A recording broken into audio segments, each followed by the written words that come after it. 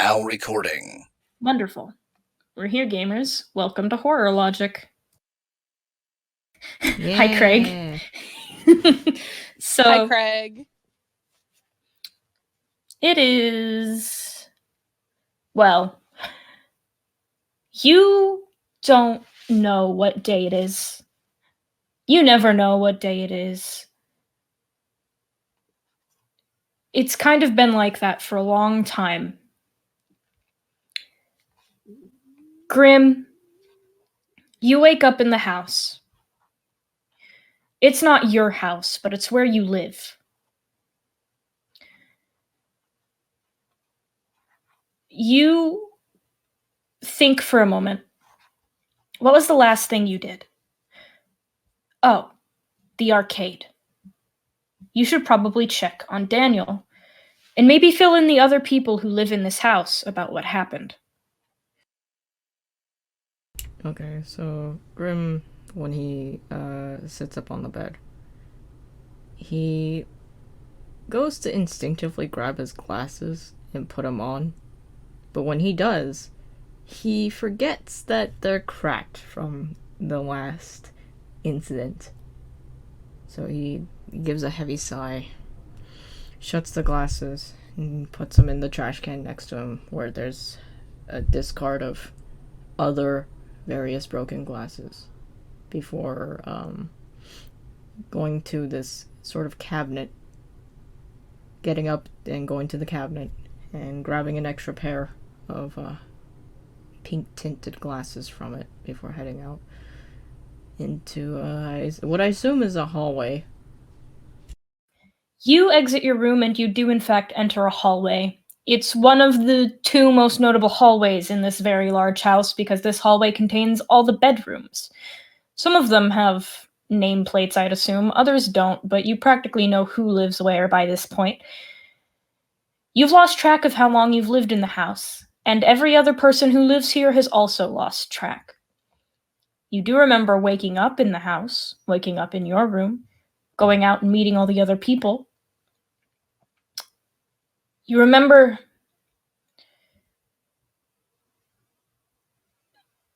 someone, but their name now escapes you, actually. One of the people who woke up in that house with you. When you were all panicked about being somewhere you didn't belong, not knowing why you were there. That person, a girl, you think, she tried to leave to see where you were, only to see that fog that surrounds this house. She ran out into it. You realize now you never got her name. She ran into the fog and she never came back. You think she might have made it out. Or at least you would have, had it not been for a few days later. You know the smell of death. And it permeated. None of you have tried to leave the house at the front door since. And in fact, you do your best to keep that rolling fog outside away from the door. So this hallway is the one dedicated to the bedrooms, one of them now vacant, as the person who lived there died soon after you all found yourselves living here together. You know where Daniel's room is. So, with a little bumble and a walk, Grim does head over to Daniel's room, and there's a gentle knock on the door.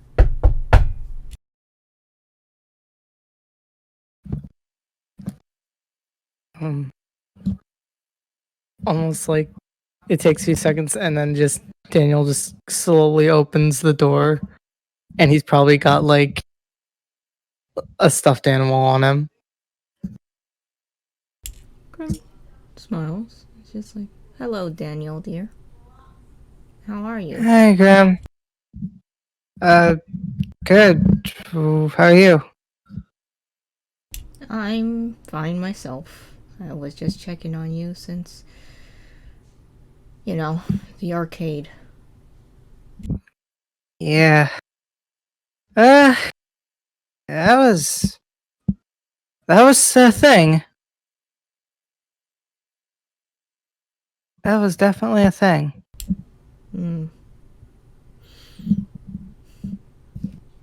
How are you doing? Well, I'm fine. It's kind of typical at this point, isn't it? But we should probably fill in the others. And hopefully, Yeah. I should check on Miss Love as well. Your hands weren't burned from that thing, right? Oh, And When the papers. yeah, Grim looks over at his hands. You see that they are not injured, not anymore. Though, funnily enough, the hand you should be most concerned about checking is Daniel's. You remember the blood. I'm sorry, hold on.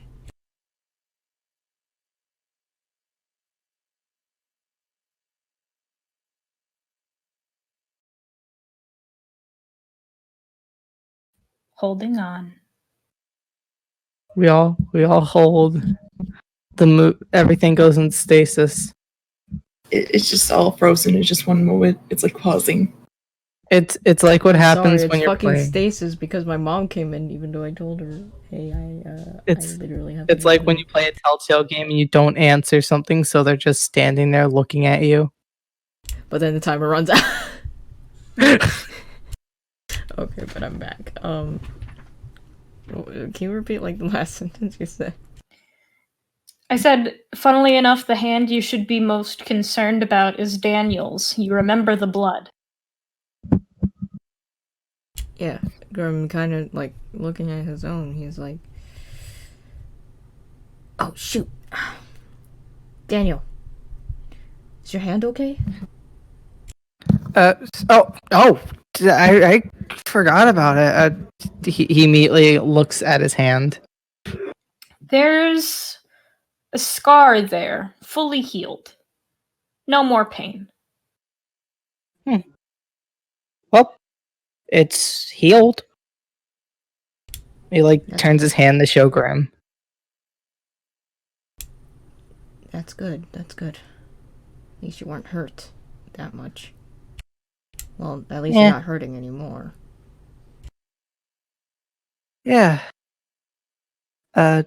You were gonna go check on Chima, right? Yeah. You should probably go get yourself something to eat. Yeah. Tell me how she is. I mean, last time she was kind of unconscious. Oh yeah. Yeah. And Samuel starts walking over to Chima's door, giving a little knock.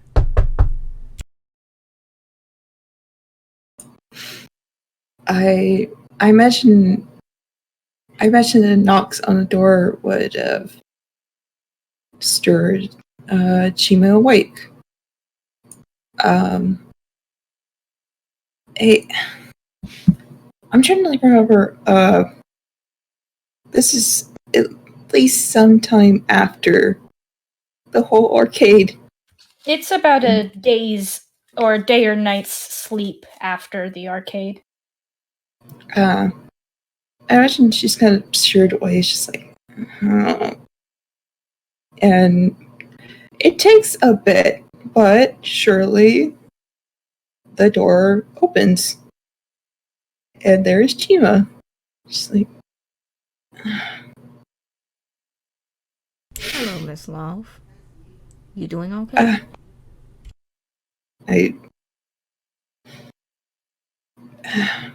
What happened? Oh, in an arcade with a killer that didn't turn out to be a killer.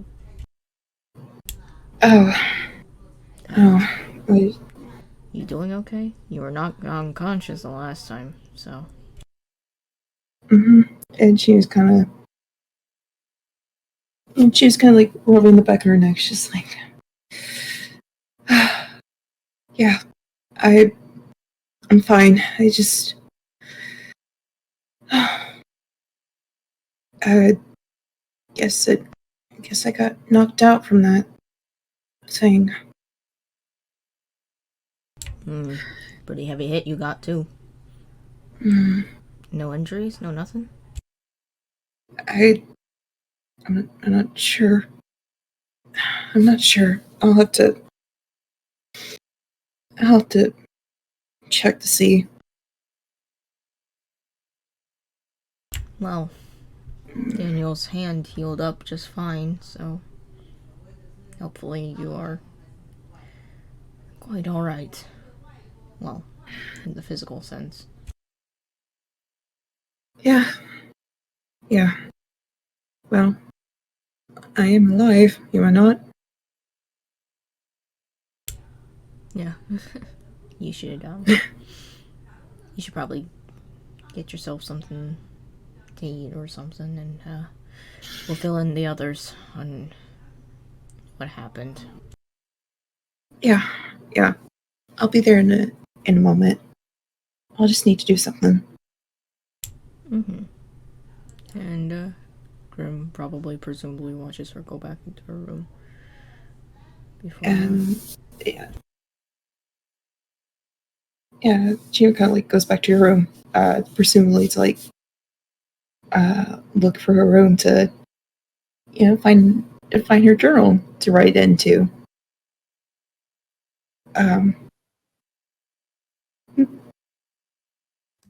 You've made a ritual of not bothering people when they aren't ready to be bothered. The people that you fill in tend to be the ones who are already out and about, doing things like eating, exploring, or just not being holed up in their room. It seems like most people are, except for Carter.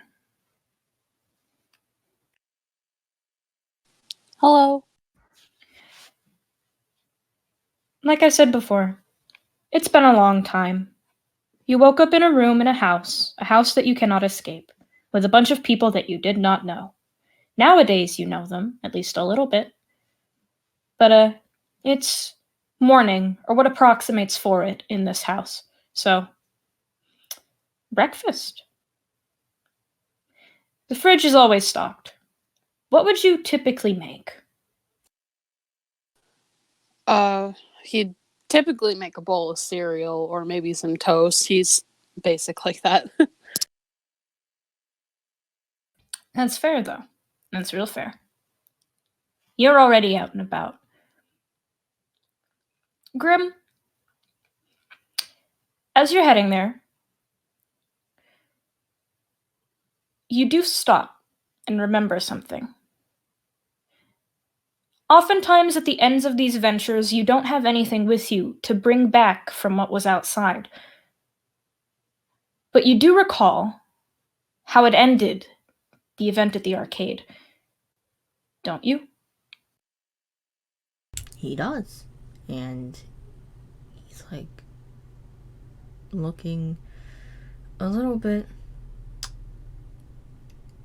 kind of at the ground for a moment in a frown before he reaches into his pocket to try and pull out whatever was supposed to be there.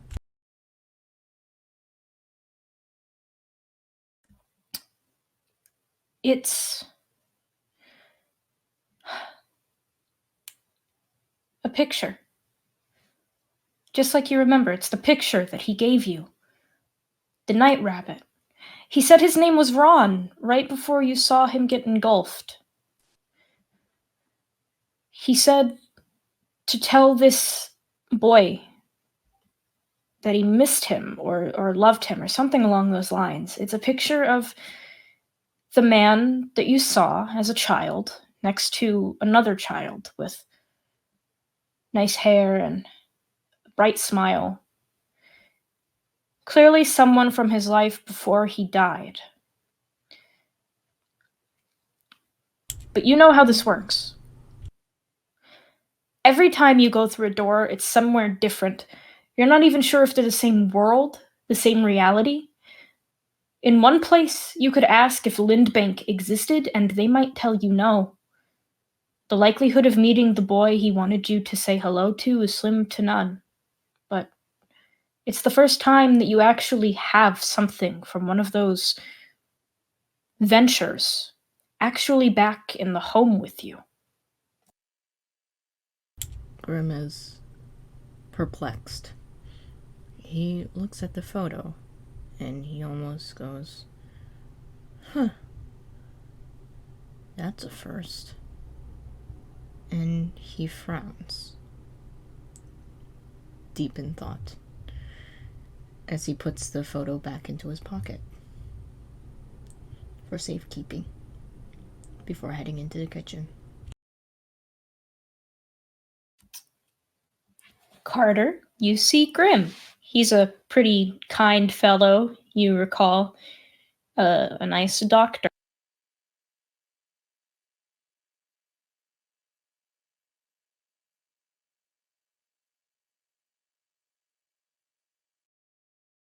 I'm telling you fuckers to interact. I know, and I'm sitting here I'm looking up the last name. Give me a second. Hello, Mr. Bennett. Good morning.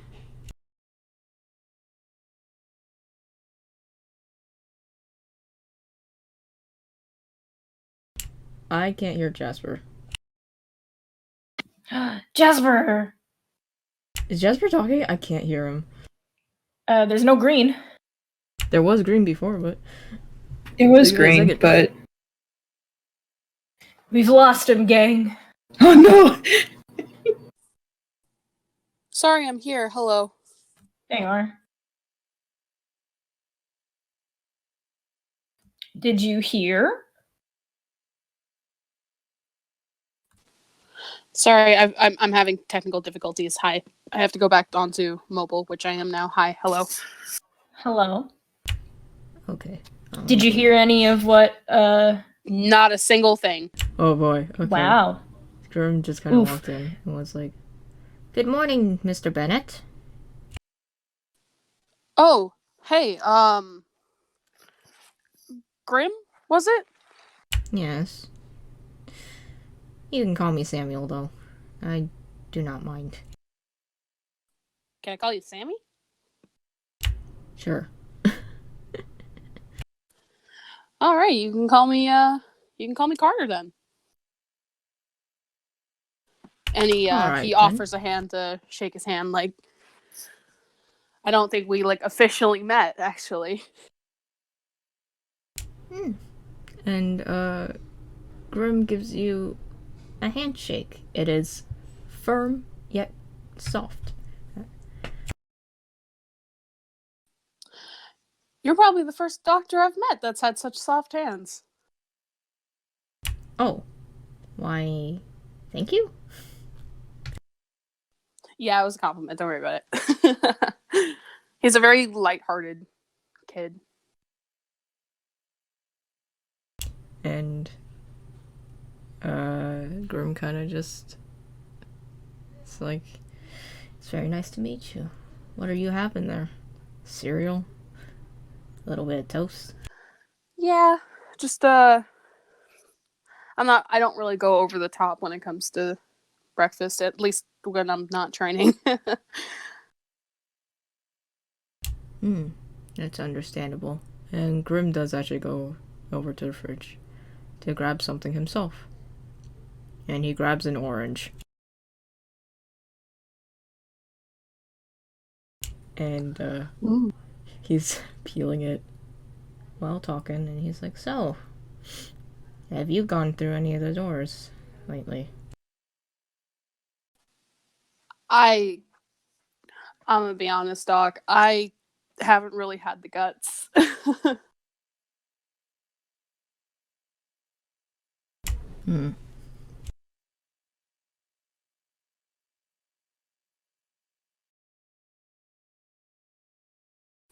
Ooh, what about you?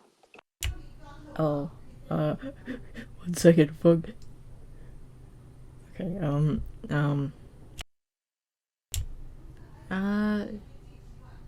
actually we did. Me and a couple of others. Recently we did go through a door. It,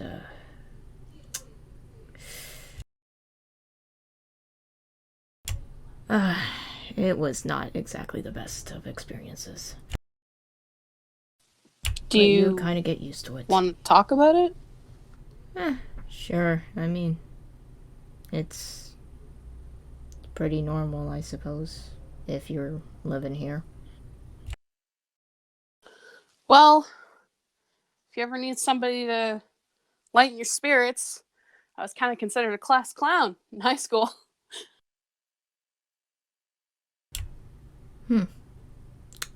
Grim is I like looking making kind people of laugh. at, Grim is looking at,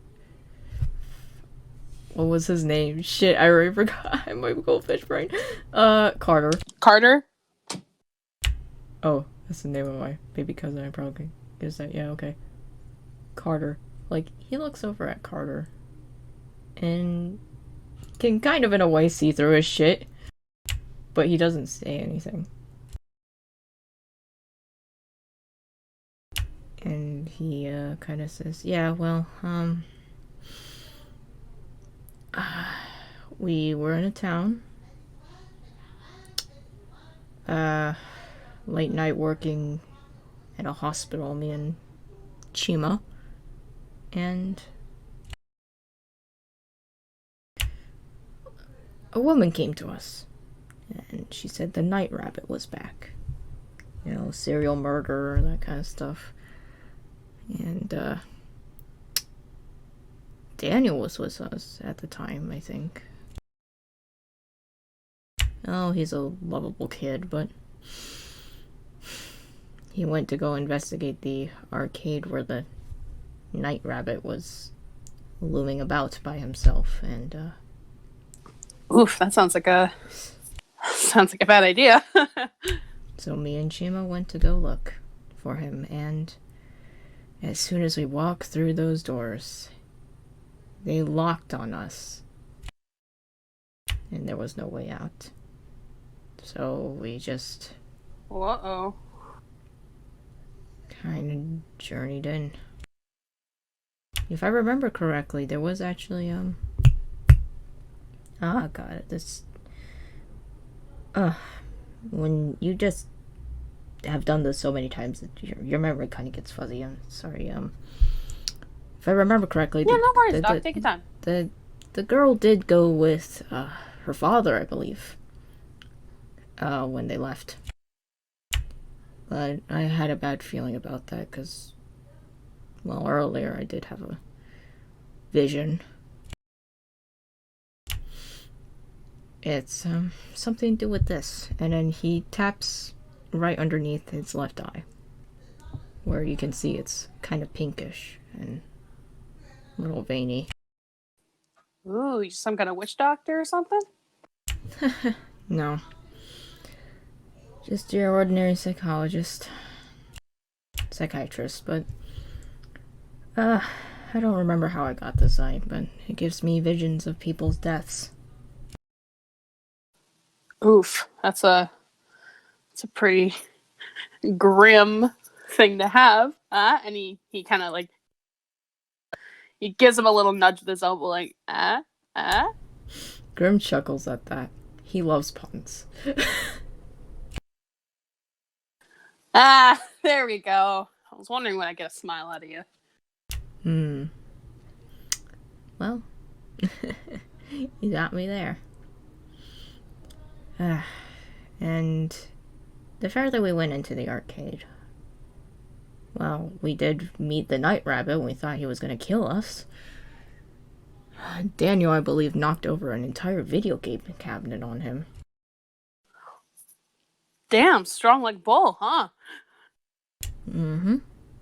At this point, Daniel, speak of the devil, you enter the kitchen, and they're fucking talking about you. They're talking about you, Daniel. Well, speak of the devil, and he shall appear. Did I walk in on something? Oh, we were just Speak of the talking devil. about the arcade thing that happened yesterday. Do you remember? You mean when I knocked over the cabinet or when I stabbed the thing? Wait, you stabbed somebody? Not someone. Something. It was.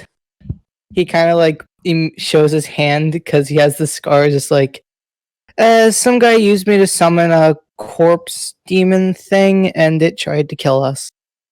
Yeah, I was getting to Jesus that. Christ, we got a Yeah. genuine Popeye the Sailor Man over here. And I the funny had thing the stab. was, yeah, the Night Rabbit didn't turn out to be a bad guy. So, turned out he was the good guy.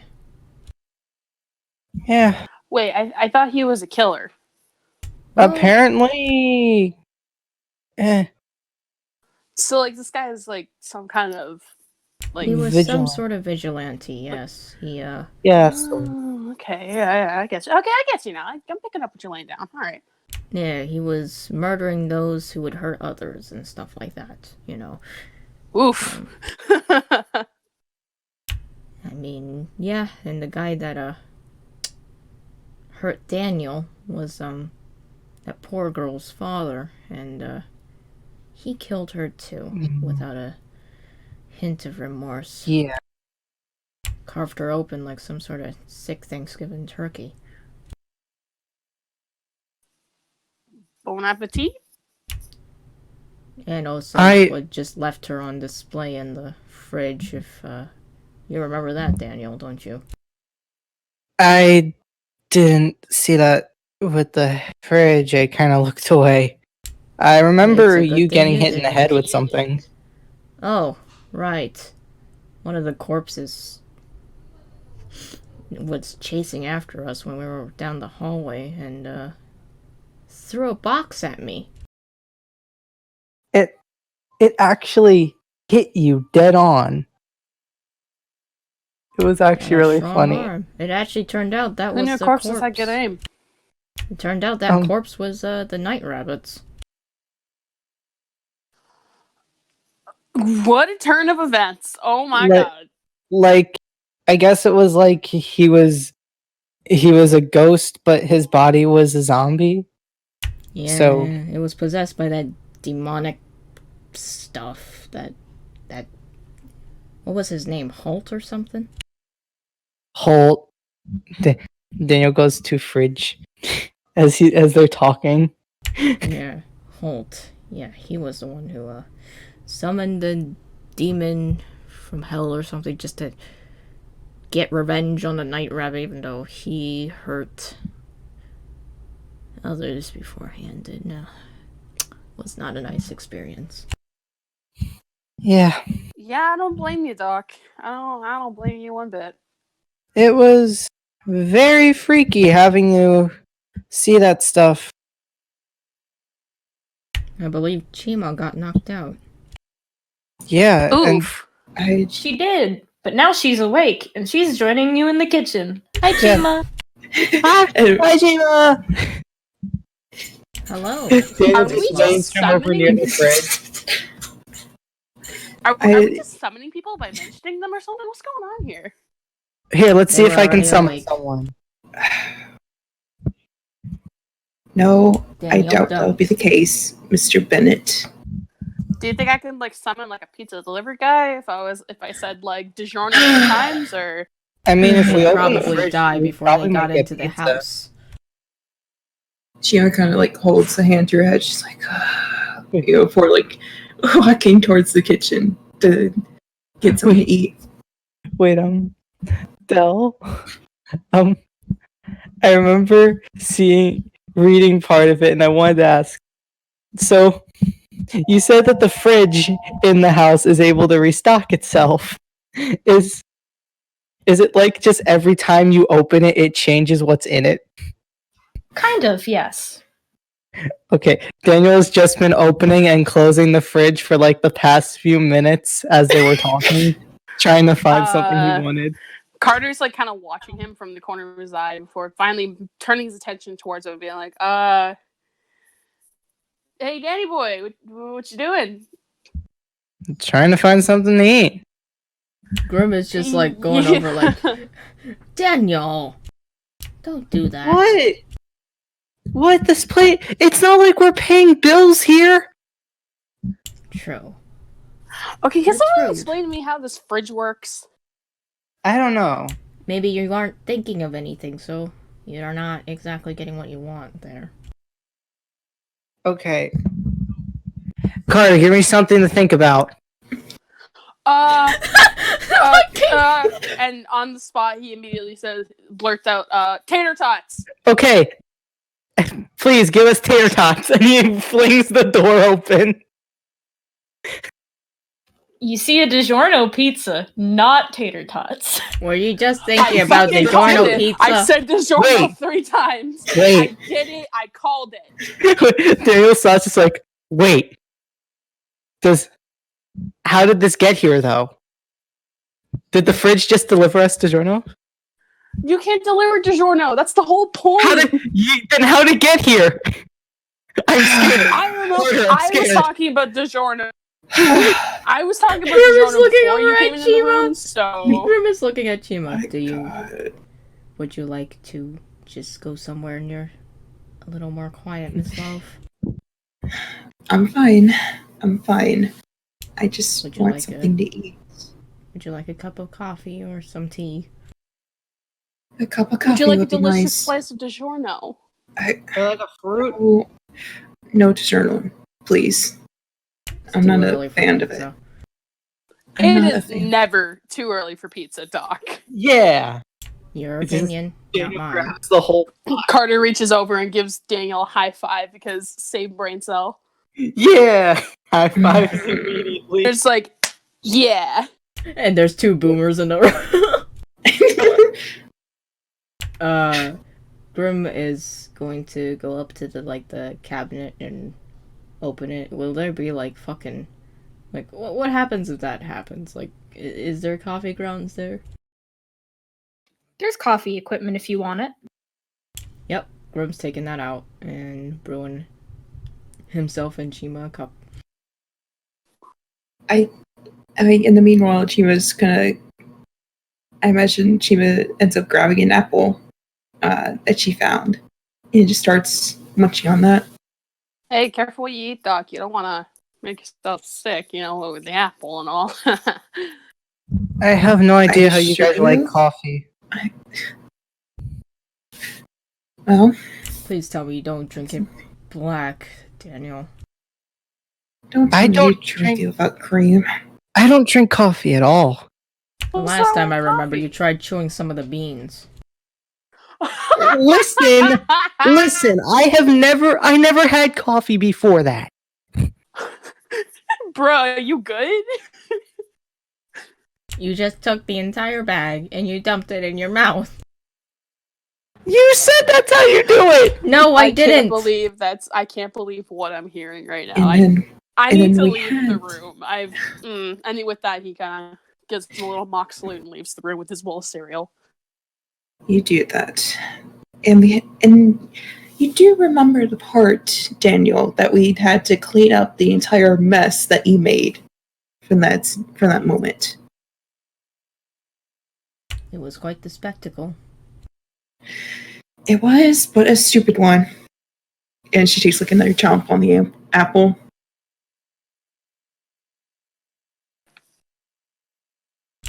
Once the You coffee's guys done have been brewing. having a good breakfast, huh? Oh boy. Yeah. Oh boy. Yeah. Once the coffee is brewed, Grim checks the fridge again to see if there's creamer. Yes. And he pours some creamer into his. But asks Chima, Chima, do you like creamer or no? Creamer sugar? What kind of creamer is it? That's a good question. I think this is half and half. I'll take the creamer. Add a few spoons of sugar if that's alright. Okay. And he does do that. And stirs them up. Puts the sugar in if he can find any. Probably does. Absolutely. And gives the cup to Chima. Thank you. And she takes a little sip, though it, I imagine it's hot, so it's just ha. Careful. I'm I am.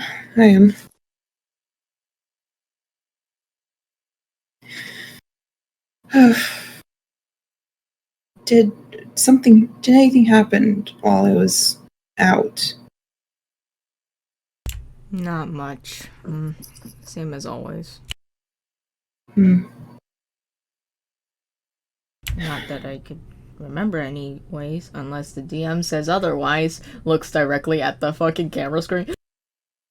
You guys were sleeping all at the same time. Nothing really seems to have happened, but then again, you haven't checked the other hallway yet. Chiva, I imagine, still having your cup on hand, decides to go and peek at the other hallway. It's like, Grimm's curiosity is piqued as Chima does that, so he quickly follows her. Like, The hallway. You don't really understand the hallway. Along the hallway, there's always at least 2 new doors. And then old ones just disappear in their place. Each door always has a label. You remember now that the door that you entered had the label arcade. But then, at the back end of the hallway, where you see those 2 doors across from each other, at the end of that hallway, you see a wall covered in small picture frames. A new one is added every time you return to the house. And it always has a picture of some sort in it. Blurry, you can never really tell what it is. There's a picture frame at the end of the hallway that is empty this time. Chima curiously takes a closer look at the empty picture frame. It's like, that's new. Indeed it is. Looks at it. Speaking of which, Miss Love, you know, the arcade thing, right? Yes. Something struck me as peculiar that night, and he reaches into his pocket, and he pulls out the photo. This. Chima grabs a hold of that photo to inspect it. It came back with me. That has never happened before. She squints a little, she's just looking at it, just and gives it back to Grim. Grim this time puts it in his wallet. That's odd.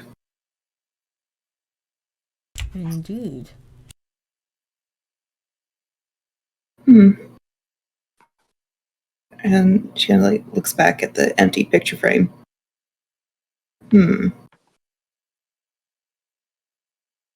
Maybe. Can I make a roll to see if she can connect the 2 dots? I don't know if this is something you need to roll for. I think you just know, because the frame is the perfect size for it. Okay. She was kind of looking at the picture frame for looking back at the Grown's just then maybe that's why. Maybe that's why the picture frame is empty. Grim. Yes. Why don't you put that picture into that picture frame there? Grim looks at the picture frame. It seems about the right size, and he quickly takes out the wallet that he had, that he put the photo in, and uncrinkles the paper.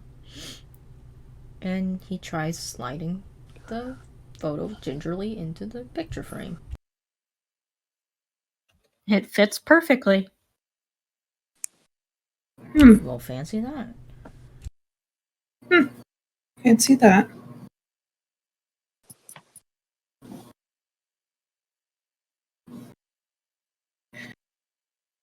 All right.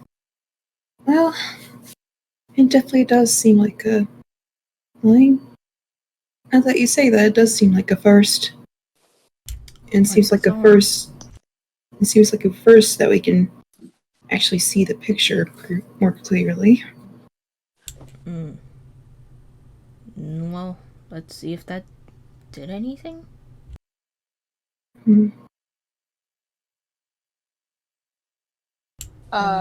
Did it?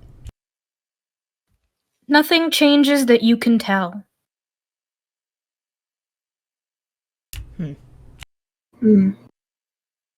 So Daniel and Carter are still in the kitchen, right? Yep. Enjoying DiGiorno, presumably. Yeah. They're munching. Well, Carter's munching. Because fuck cereal, we got pizza. Hey, do you guys want to hear a cat real quick? Yes! Mm-hmm. Eloise! Oh! Come here, baby. Eloise. She just went at me. Hello, And it Eloise. picked up? Eloise. Now she's done eyeing. Carter's munching. He's munching and crunching. At some point, he did want to get up and kind of see where the two boomers had gone, but The boomers are busy. They're looking at pictures, and yeah, it seems that you realize that the wall of pictures is actually a way to keep track of how many doors you've been through, because you get one for every time you come back. So there's about 7 now.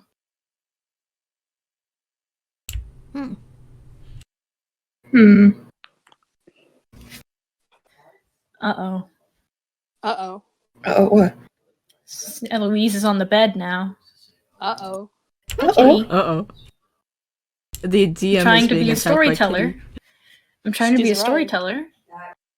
It's like Pete's Worth. I'm trying to be a storyteller, and there's a cat here, and also background noise. I'm so sorry. Anyway, It's fine.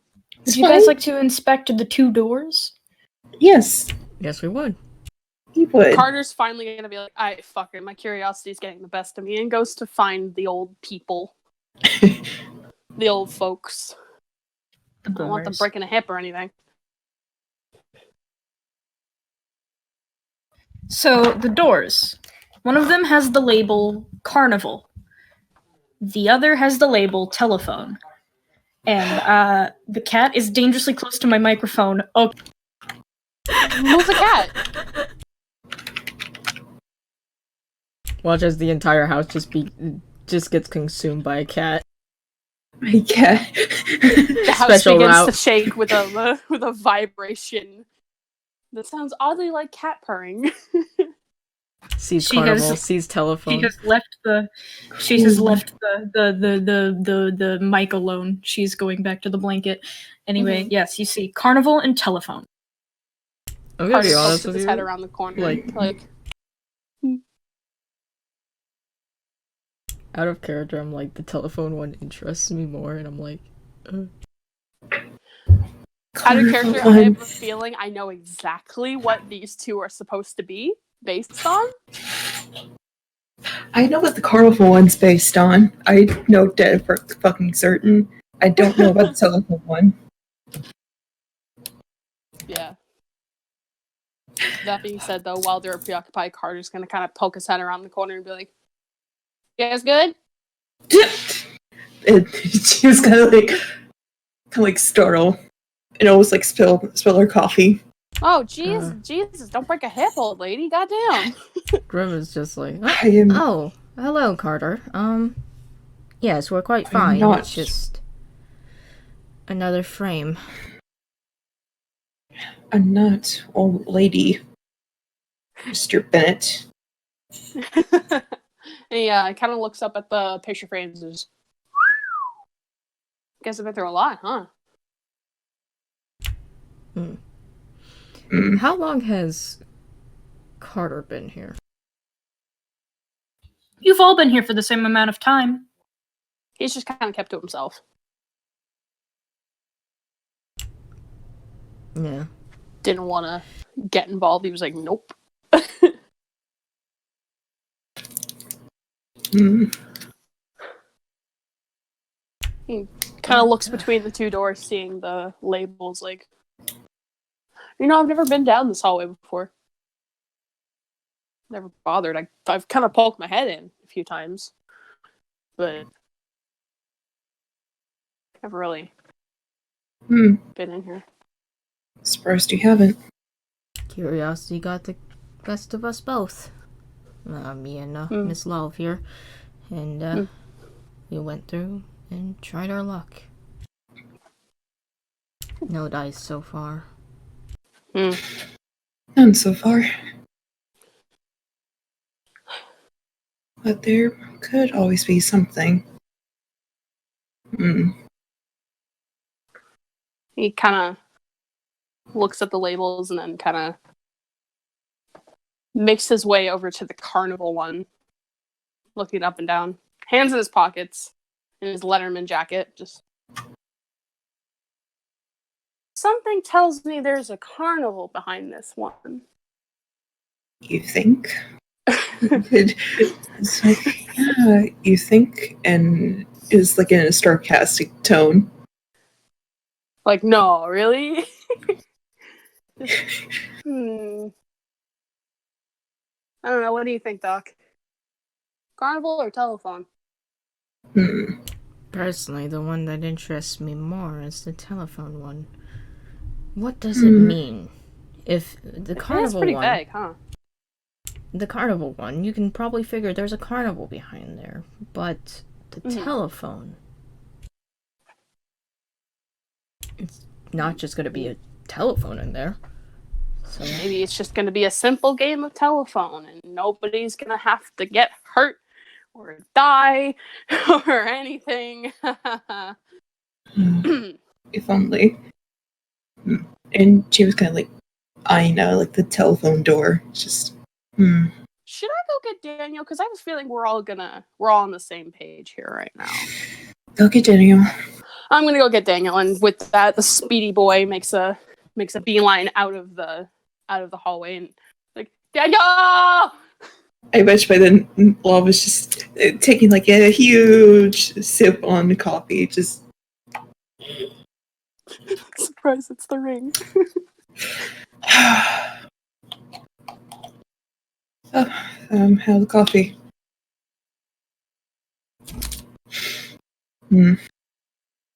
Carter kind of like pokes his head into the kitchen, like, "Hey, yo, D-Dog."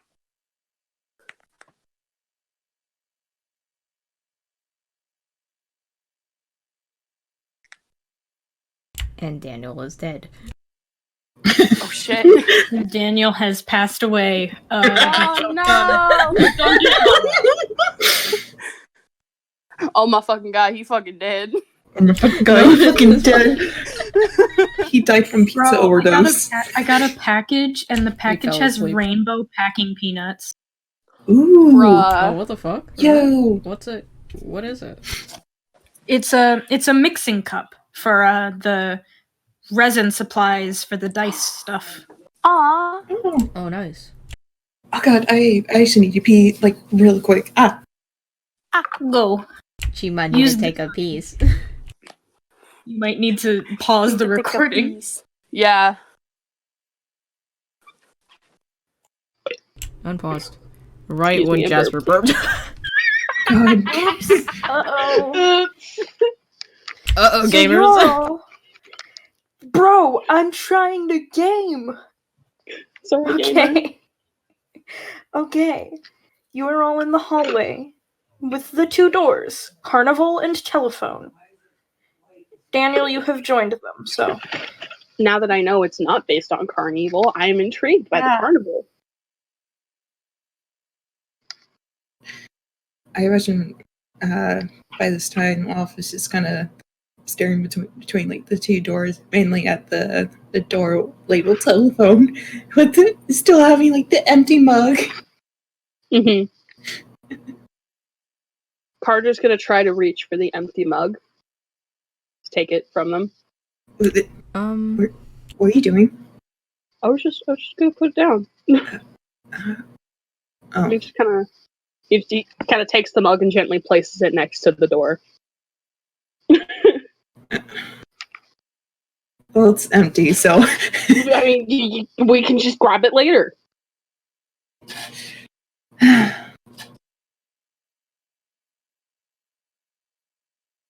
Well, you do know that there may be a chance that one of us might break that if we end up heading back out of that. He kind of, with that in mind, he kind of nudges the mug more out of the way. As you nudge it, it just shatters at your feet. Oh my god. Wow. Wow. I barely touched it, guys. I barely touched it. That was not me. I barely touched it. I'm getting the broom. Love gonna heads out to go get the broom. Mm-hmm. You didn't put it in the sink, so it disintegrated. There you go. Is Grim watching this? Yes. Grim is severely disappointed. You can see it kind of on his face. He puts the mug in the sink. Well, his mug. Daniel Is it can also broken? see this. I see. Just Yeah, the Wow. mug is broken. wow. It's like, Doc, why are you putting the broken mug in the sink? No. Grim is putting his mug into the sink. His Oh! Okay. I Yeah. just picture him like picking Deaf up bitch. Listen! My internet sucks! I imagine by then Gio comes back a moment later with like a broom and a dustpan. It starts sweeping up the shattered mug remains. While all this is going on, Carter has just kind of inched his way a little bit from the group and just kind of putting something in his eyes before like screwing it back up and shoving it into his pocket. Everyone roll investigate. Okay. Oh, Okay. fuck. Really? Lucky- Every bitch roll lucky- investigate. Every single one of you roll investigate except for Carter. Bitch. Is it Lucky you, Carter. I only have one Is d6. Is it D6? Or okay, hold on. Yeah, it's D6. Oh wait, shit, that's not. Wait. Bitches, all of you. I think I fuck. Did I fuck it up? I think I did. You gotta be shitting me. I can't fucking. You didn't? No, your investigate is 66 because it's 4 and 2. Okay, then It's like loop. can I just use luck point? Bitches, all of you. Use your luck point, go ahead. Bitches, You know exactly all what of Carter you. you know exactly what Carter did. He took out contacts and put them on. I was putting in eye drops, actually. Eye drops, never mind. They were eye drops because the contacts were getting dry, and he's like, nope. You see him put on eye drops then. Gina gonna like gives a bit of a look or more before just going back to like sweep the rest of it up, the rest of the mug stuff up. I imagine once she's done that, she just heads over to nearest trash can to dump it out. I'm thinking Grim is not really paying attention right now, and he's just kind of there. Too focused on the doors. Well, no, he just went and put away his mug. He didn't really do much. Daniel looked for a second, then looked away when he noticed something. He's like, oop, privacy. It's like, oh no, I that's do not see it. He's just like, oh, you're doing I do something. not Sorry. see. I am looking away. I do not see. He puts his hands over his eyes for a second. He just kind of looks over it, then, like, he looks over at Daniel, like, you good? Yeah. Okay. He's just gonna nod and completely brush off the fact that they're being weird. So it's like, all right. And Tina comes back and she's put away the broom in the dustpan. She's just like, okay. Would you like to pick a door now? Yeah, I would like to. Intrigued You know by what? telephone. Does anybody have like a quarter or something so we can like flip it for it? Because like these are both very intriguing. Grim is already intrigued by the telephone one, and he's looking at it. And he's just She was also looking at it. Like, all right, I guess we're going with doctor's orders. We're going with the telephone. Yeah.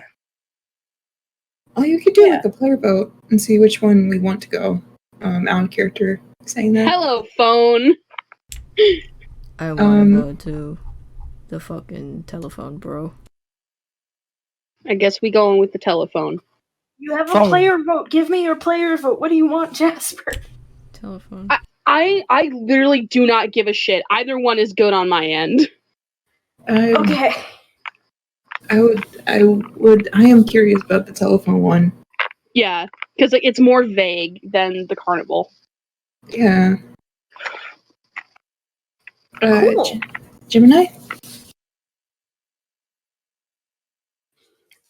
Jen, what is your vote? What is your Get the vote? phone. Okay. It's unanimous. Telephone. Go to the Telephone. telephone. All right, guess we're going with telephone. After you, Doc, and he gestures for Grim to open the door. And Grim does. He slowly reaches out and turns the doorknob with a click before passing through. Okay, Tree. Yeah, feel better, Tree. Goodbye, tree. Imagine Chima falls behind Grim. He's like And- opening it. Carter kind of hesitates for a moment, like, nope. And he smacks his cheeks, like, okay, I'm committed. Ha! And he points into the door and marches his way in, like, committed. Committed. So it's a door that leads into darkness. You all step in, and the door shuts behind you. And Carter's this was like, "Wait a originally second, supposed to thoughts." be. This was originally supposed to be a short introduction thing, but well, Sorry. wow. Sorry. Shit hit the fan. Yeah. Well, no, it's mostly my fault, and also just in general. Anyway, so it's dark for a moment. And those who've been through the doors, you remember how this goes. It's dark for a moment before you open your eyes and you're living another life. Grim, you open your eyes. You are in the infirmary of a high school. You know this high school. It's the high school you work at. The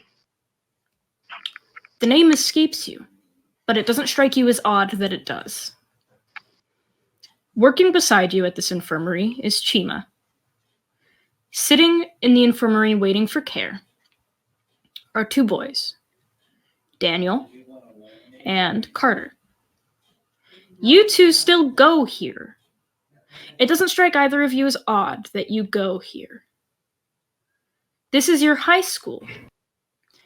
You guys both got scraped up during PE, so you're here at the infirmary, seeking some medical help for your bruised knees and, well, your scraped hands.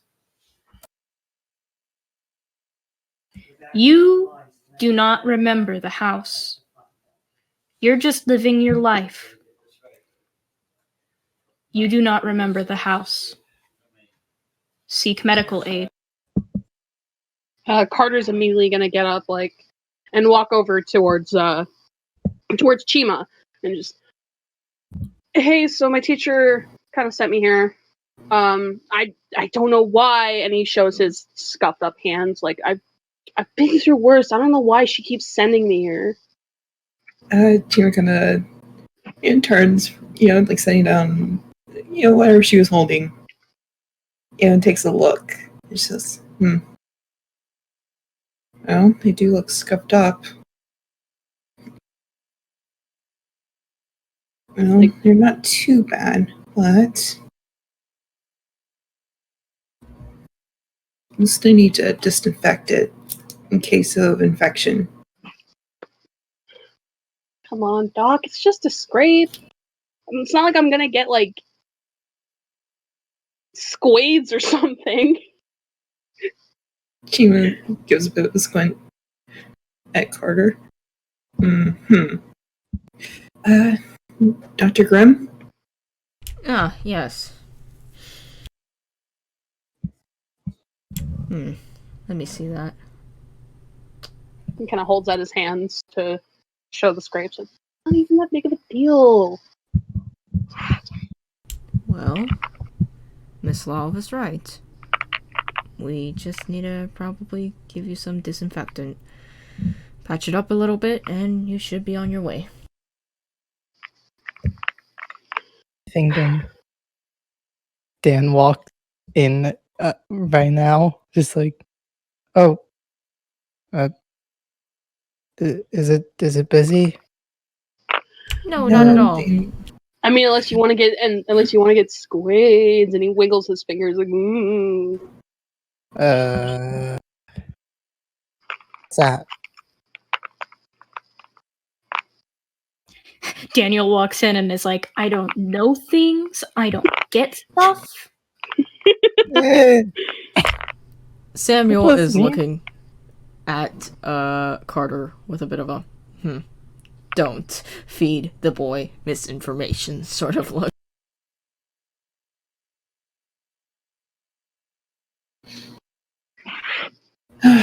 I'll take care of. God,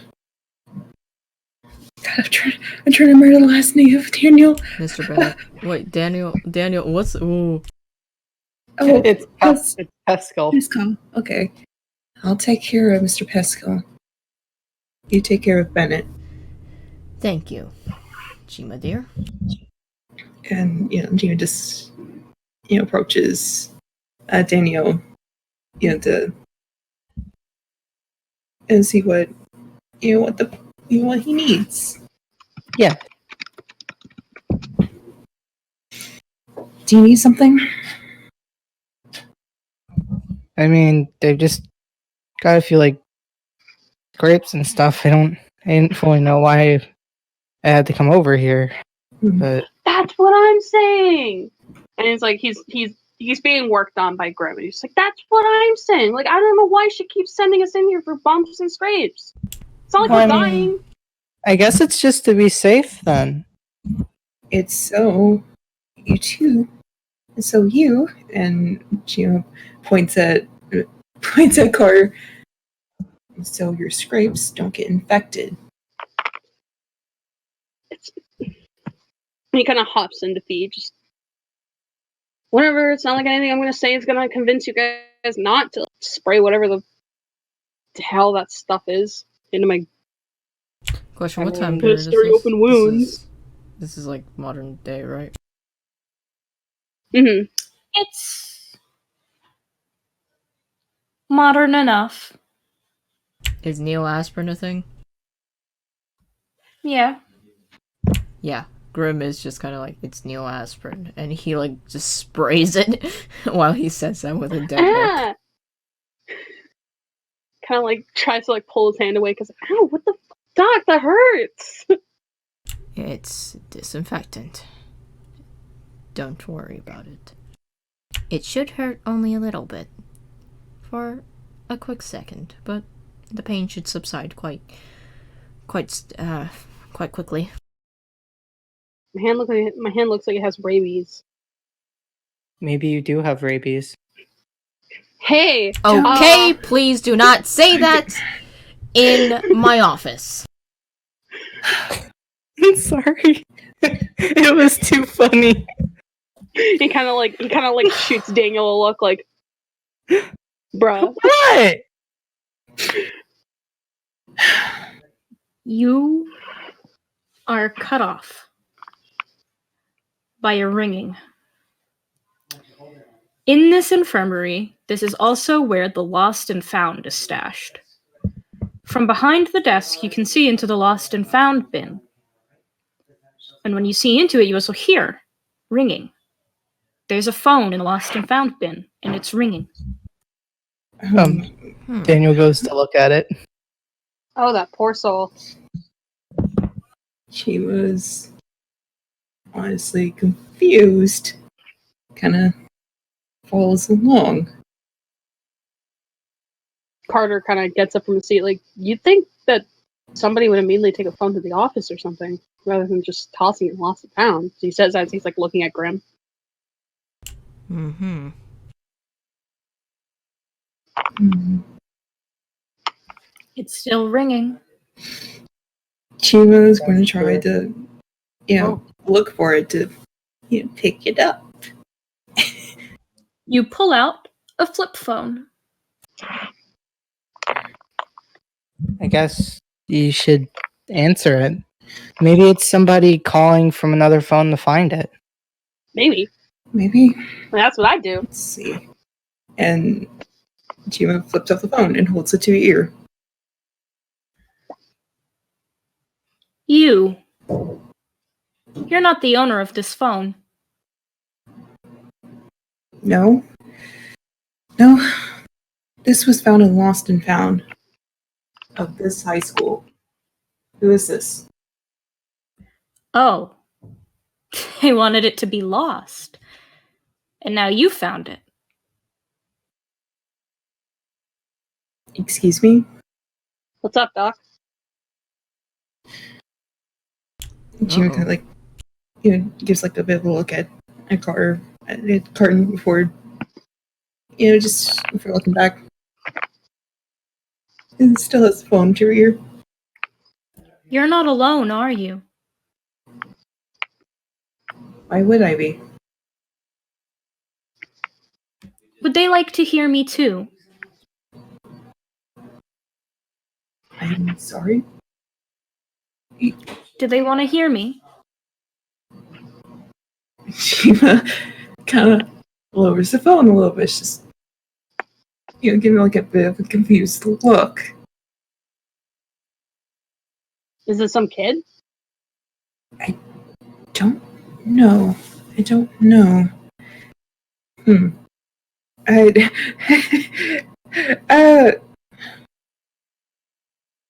But this one, I'm asking if you would want to hear them. I swear to God, if it's Masters from 4th period. Who? I have a feeling this isn't. And is there like a button that's just like the speaker? Yep, there's a speaker button. Okay. Jima honestly presses that button. It's just like, okay, now what do you want? So, there's 4 people listening to me right now. Yo, how'd you know that? Yeah, okay.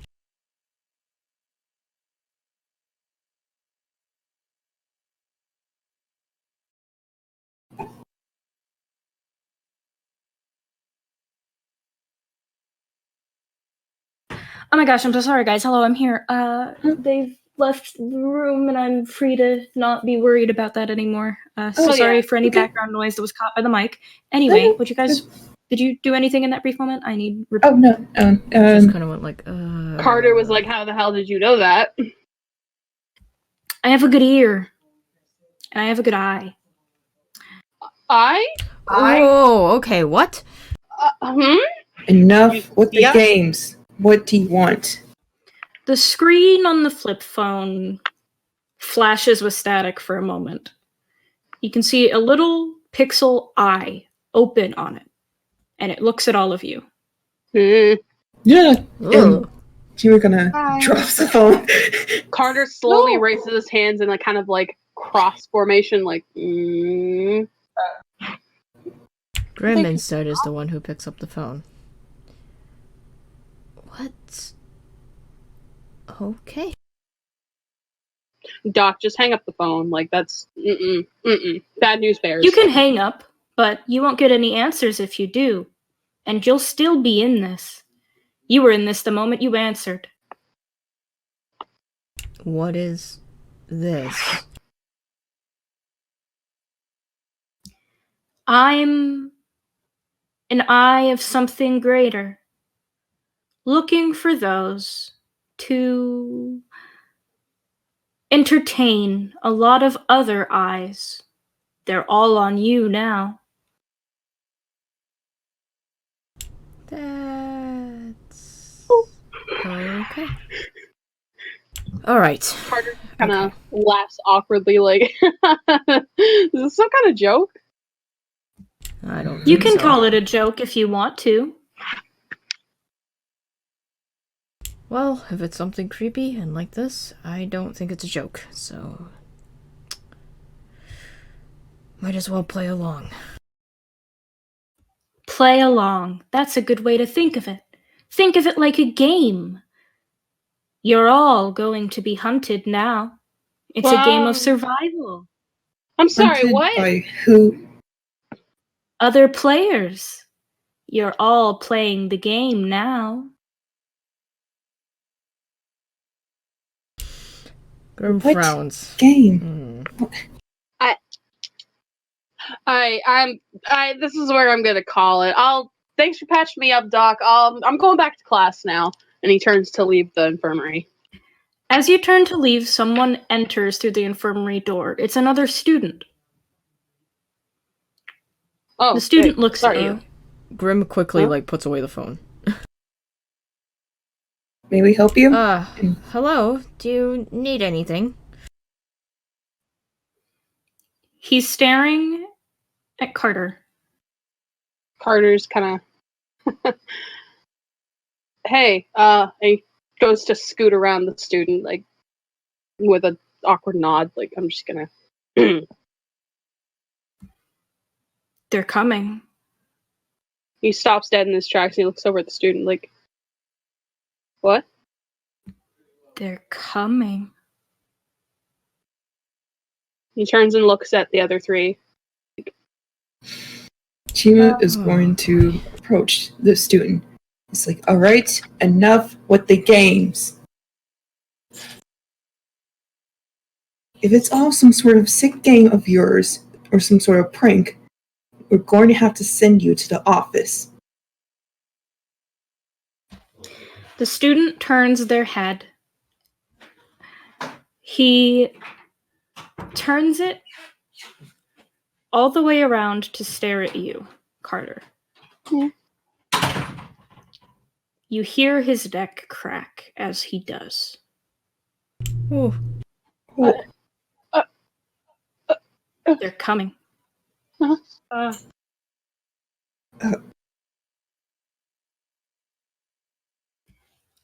Carter. Roll me a will. Okay. Yes, we will. 4. 4 in total, yeah. 4d6s? 46. Alright, so that's. Ooh. No 6s. I need you to roll me a d10. Uh-oh. That's a 5. Subtract that from your sanity. Oh! Okay!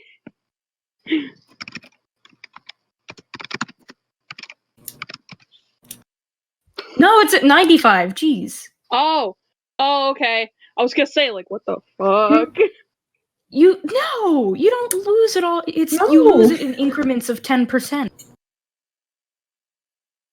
Like anywhere from 1% to 10% in one go. Jeez Louise, I'm not gonna tank you that That's fast. why I was like, My god, no. this is my no. first time playing this game. That's fair. So, the student turns their head back around and walks into one of the side rooms It's a place where you put students who are extra sick so they can lay down.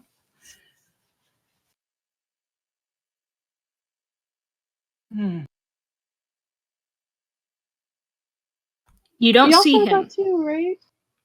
Yeah, no, he's in there, and once he's in that room, he's out of sight because he closes the door behind You all saw that too, the neck thing? No, I do not believe so. Sorry. Huh?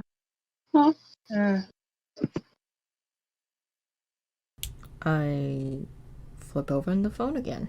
Is the eye still there? No, but what is a timer. What does the timer say? 15 minutes, counting down.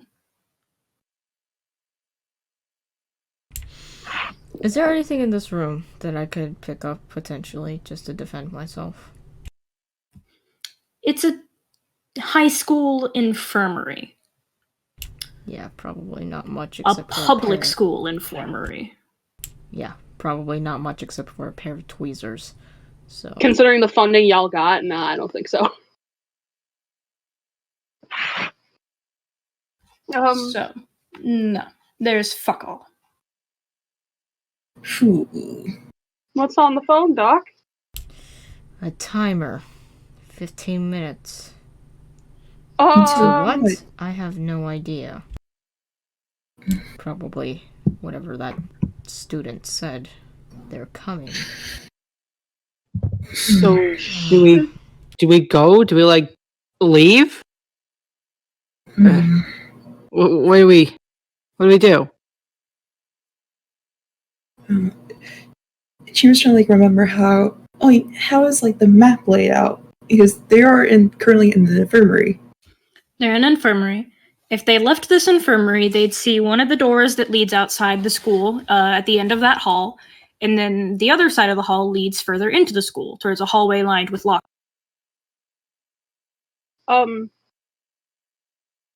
Should we leave the school?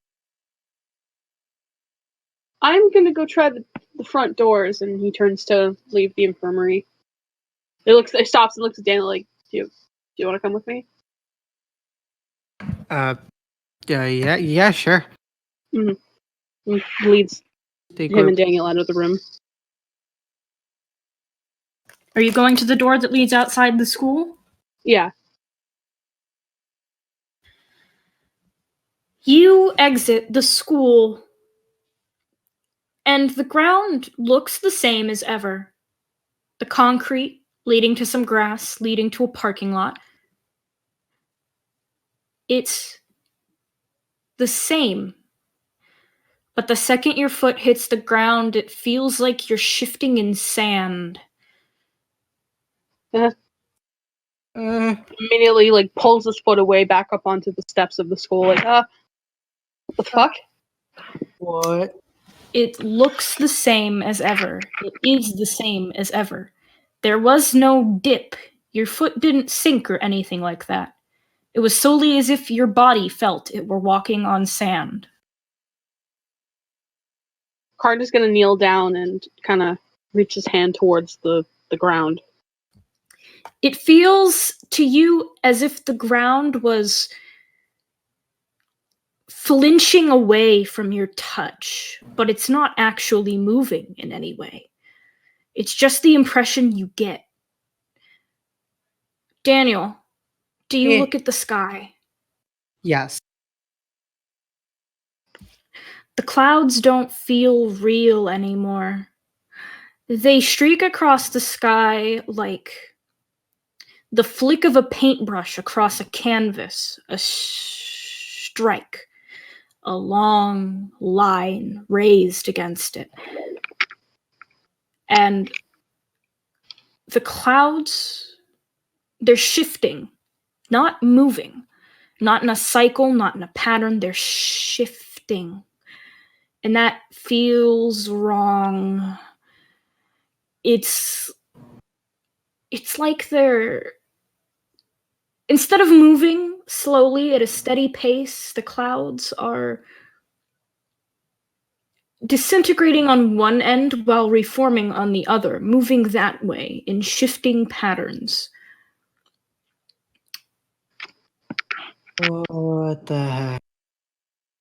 Huh? And Carter's gonna look up at the sky like, oh, okay, Something doesn't feel right. let's go back inside. Oh, The timer now reads 12 minutes. Can I? Oh, I'm scared. Oh, I imagine that Grim and Love are still in the infirmary, right? Yes. I imagine Chima is going to look into the room that student went into. The side room. He is not there. Oh. is there anyone Fear. in the school? Here. I mean, school's still going on. You could find another student.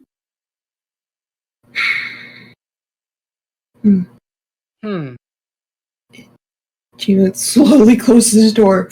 It's just like, oh no. Anything interesting, Miss Chima? Miss Love? Well, that student that went into this room is gone. Oh boy. Oh dear. I was just keeping an eye, just in case.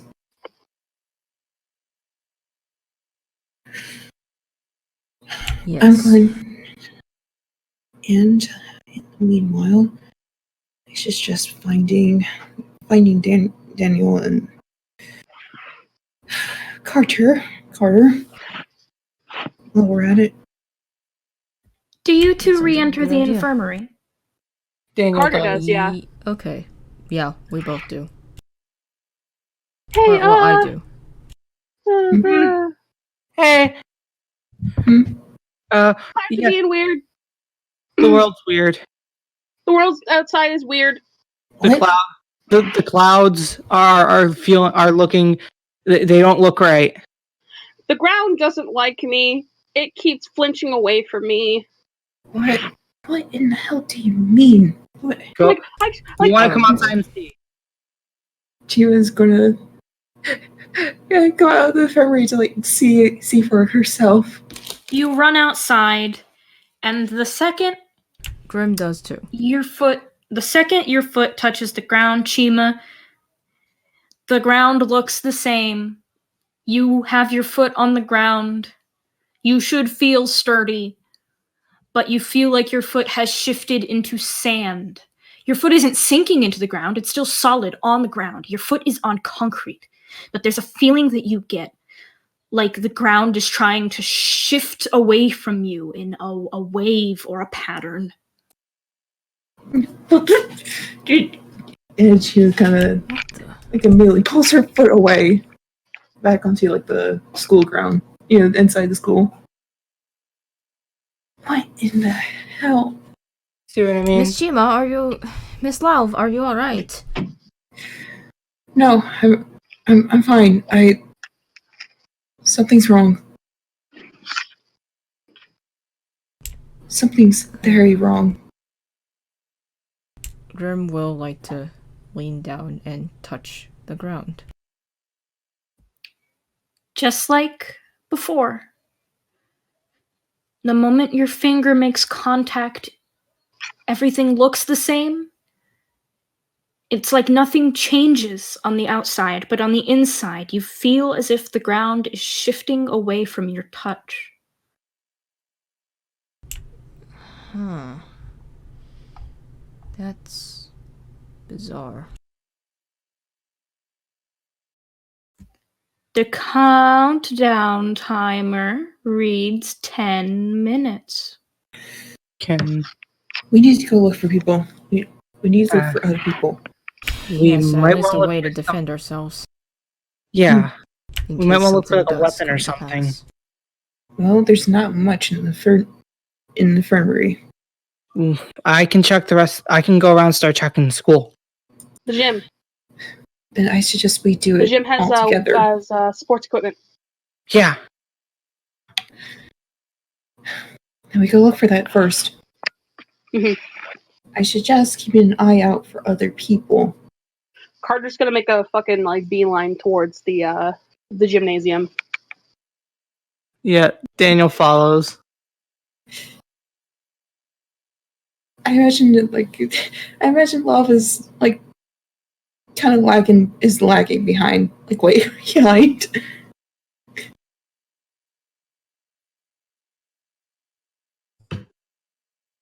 All right. So, as you're running down the halls, you see people walking to and fro, students, presumably. You cannot place any of their faces. You see their faces, but identities are now suddenly not coming to you. Huh. I don't know any of these people. I think we should. We should, but This is weird.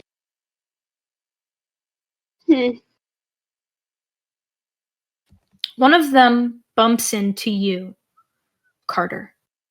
Hmm. They stop and look at you. Their face feels like a painting. Off. This is not a real face. They walk away. oh, that's some Uncanny Valley bullshit. Okay, and he's gonna keep speed walking and weaving through the other students. Let's see how fast you get there. I need everyone to roll me a run. Everyone? Oh shit. Everyone? Oh Lord. Run. Depending on how many successes you all get, you'll lose only a certain amount of minutes. What? I got 2 6s. Oh, come on! Okay, I'm using another luck Please, point. girl. God. The good news is that I have luck points, so this is... Motherfucker! What the fuck? I'm not using a goddamn luck point on this because I know I'm like a Same. fucking slow ass motherfucker. I only have one. I'm Only going, one luck, and I shit. use it. Rip You- Grim. They're both All fives! there. It's killing me. You make it there with 6 minutes to spare. Huh. Trackstar represent. Ugh. Hmm. What are you looking for? I'm looking for a baseball bat. Roll investigate. Let's investigate. Okay, 2. Oh no. Nada. You are having a hard time locating anything. I'm gonna roll investigate. Fuck it.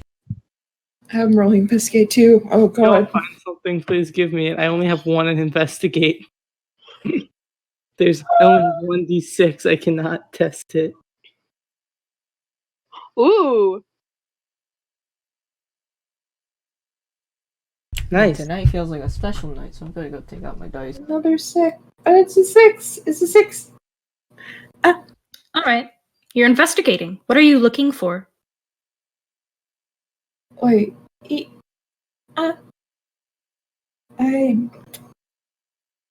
Oh yes. I'm looking for something to defend. Huh? Oh, You find a hockey stick. How did I know the hockey stick? Now, I'm not really one for defending myself, but anything for the others would be good enough. There's quite a few hockey sticks, actually. They have a supply for a whole team. Okay. Hell yeah. Then I pick 2 up. I hand one to Daniel, and I hand one to Carter. Oh, thanks, Doc. thanks, No Grim. problem. You should probably you can probably swing that better than I can. Yeah. I mean, it's no baseball bat, but definitely Should worth work. something. 3 minutes. Should we stay in here? No, This might be the best Listen. place. I think it's best we should be out. Yeah. Are you guys sure? Maybe we should stay in the gym. I mean, it's open space, but not like outside. Yeah, I don't think It the will outside become an makes sense. open target. Are there bleachers or anything in here? Yes, they're the ones that fold into themselves, or rather, you can push them in and then pull them out. Mm-hmm. Can we hide under there? Go ahead. I don't like the that. tone. Okay, I'm not gonna do that. Grim is looking. Being at me. honest, you can go ahead. I don't think that's a good idea, Doc. Cause like, what if it closes?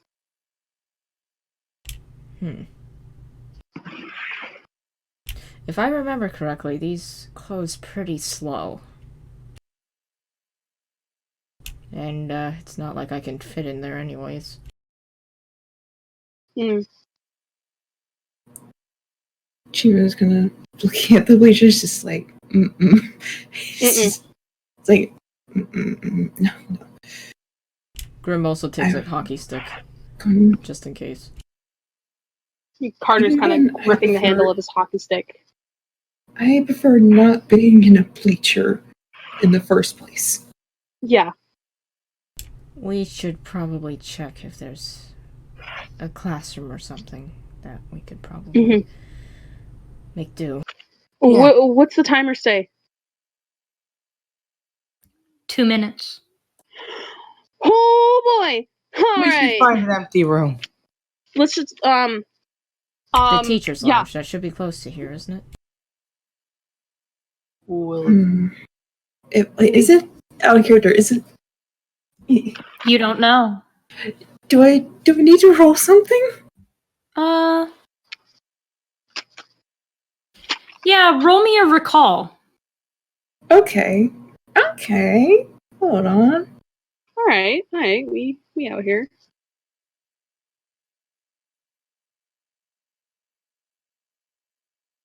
God, no, I refuse. I fucking God.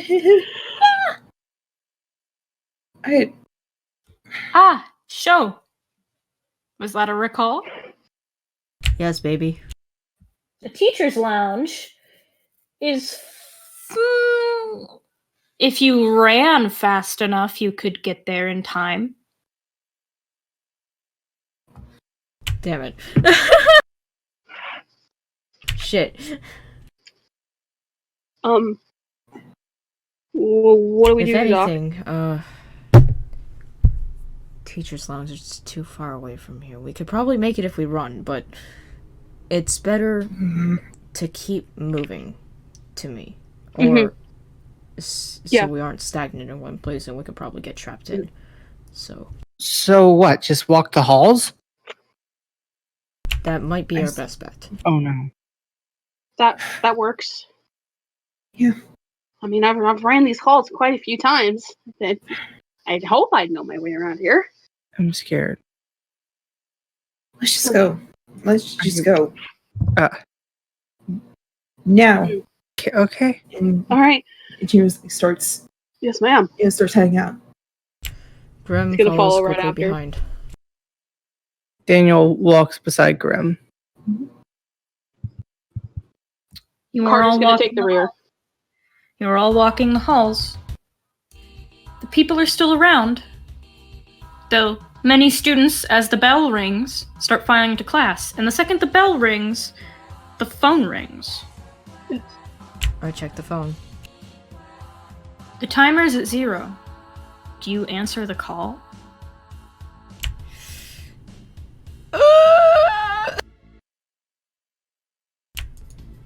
No. Everything cut out. I didn't hear any of that.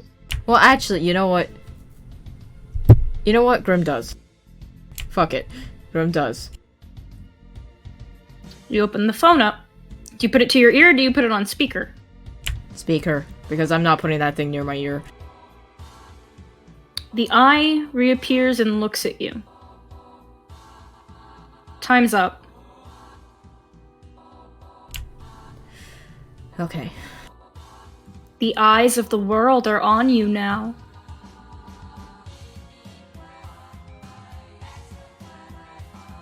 Then let's put on a good show for them. You have a fighting spirit. The eye twitches. Oh. They're here. The ground shakes beneath you all. Ah, Oh, what's going on? Oh, I boy. don't know. I need you all to roll withstand, or run, Oh, boy. or jump. I fucking suck at all these! Wait. My withstand is better! Run. Fuck it! I'm doing what I'm doing what I do best, and I'm running. Oh my god, I'm using a luck Literally point because all there was around. nothing. Cool. I got 1-6. I got 1-6. Oh no. Grim. Grim, please. Oh, no. Fuck it! Oh, Grim with. Yeah. we out here. We out here standing. I get a luck point, so. You all. Alright. You all managed to get out of the way. Or withstand what's happening. Those who get out of the way, you manage to see what the ground is shaking for. The floor is coming at you in a wave, almost. That doesn't really make sense to you. It's not water. It's coming at you in a wave. Those who withstand it, it pushes right through you, and you come out the other side unscathed. But that wave keeps going and moving until it hits the far wall of the hallway, and much like water, it splashes against it. Then, all of a sudden, in tendrils of, well, not water, floor,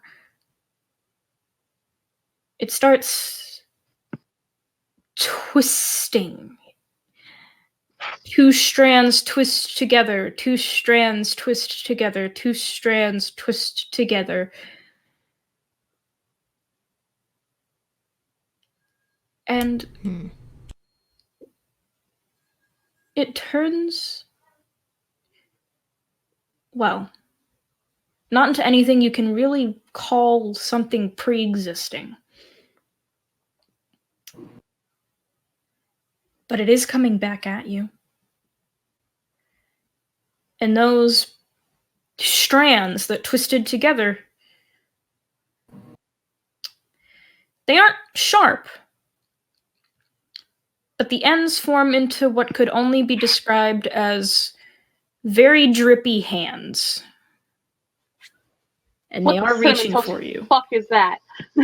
Oh, boy.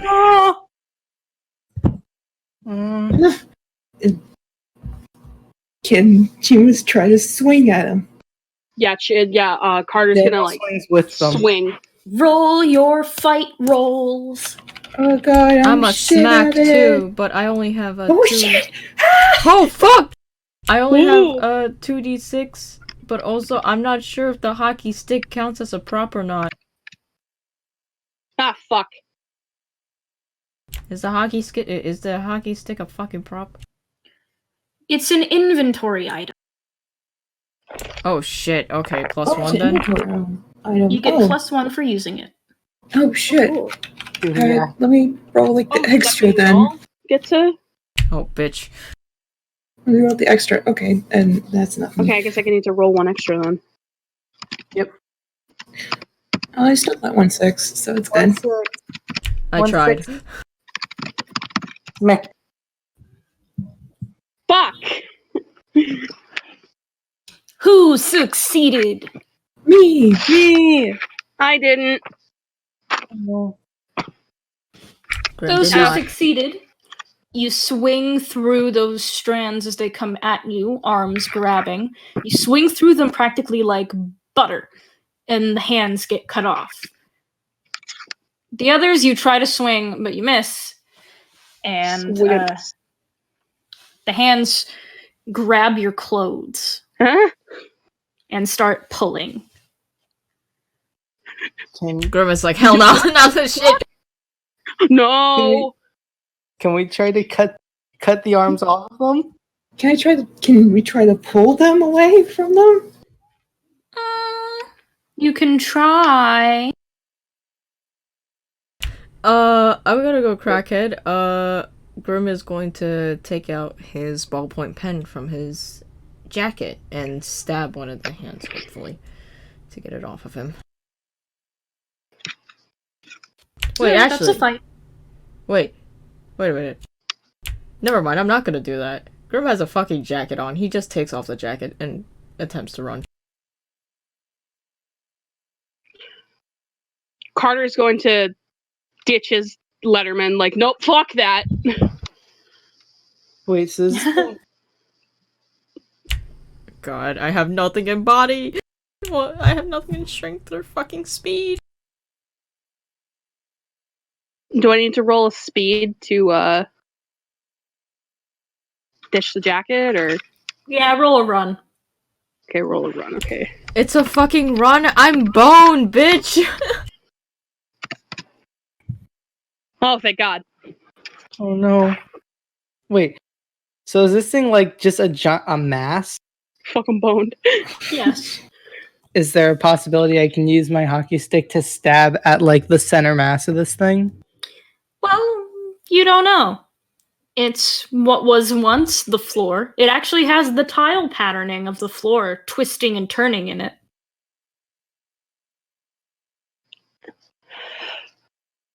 So, Carter, you ditch the jacket. You're good. Grim, you don't. You are pulled. And I need to roll to see how far you get. Fuck me, I'm always boned like this. You are pulled across the room towards that mass, and you make impact with it. You sink through it as if you were falling into a pool of water. There is a splash behind when you enter. Grim is now inside that, and you all have no idea what that means. Neither does he. But I'm not gonna let him know what that means. Bitch, I better later. not die. Grim! And Doc! Can Daniel swing at it? That's a fight. Okay. Carter's gonna run and try to pull him out.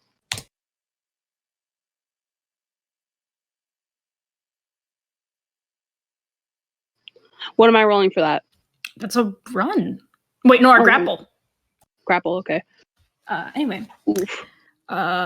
So you swing at another arm and cut it, and now there's just a hand skittering on the floor, and it sinks back into the ground. You run to the end and just reach out and reach into the mass to grab Grim. You grab something. You grab something. You pull. You pull. You pull. What comes out is Grim's bow tie, and not the man.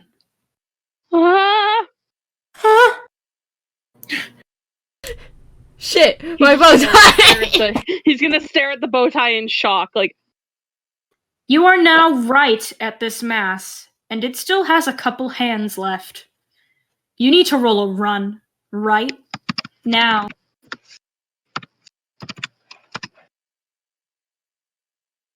It goes to Defender, so you do manage to make it out of there before it grabs you and tries to pull you in, too. Track team represent! He yells that as he fucking runs. Can Dan swing again? You see the strands that no longer have hands attached to them shoot into the ground.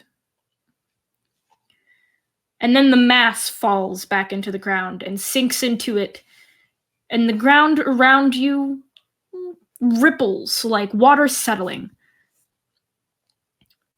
The mass is gone. Grim is not there either. Shit. Is the What phone the with us? Okay. The I phone can't rang. believe I died within the first 10 minutes of the Wait, movie. where's the phone? Where's the phone? Yeah. Where's the phone? If the phone's around, Here's the problem. Grim has the phone. The phone rings.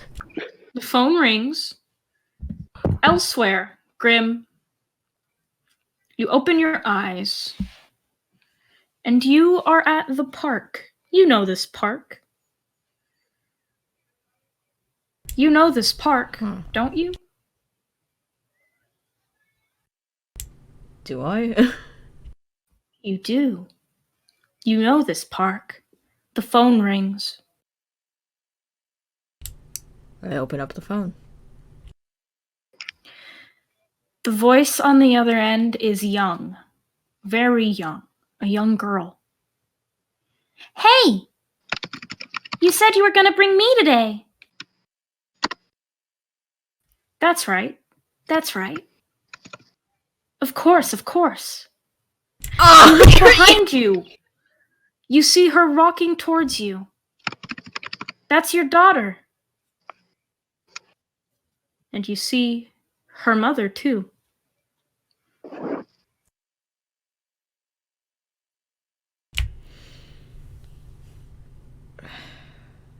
Does Grim see this as wrong or anything? Or is he just okay with this? Roll me a will. Oh boy, fuck you! You suck!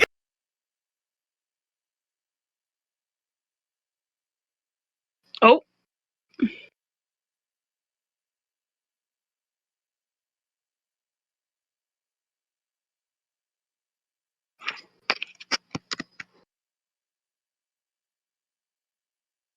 Ah! Not enough. Fuck Not that enough. shit! I'm using a luck point! Fuck that shit!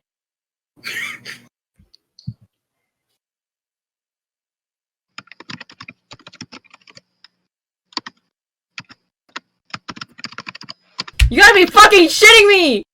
This is why you don't use sidekick. Oh my god.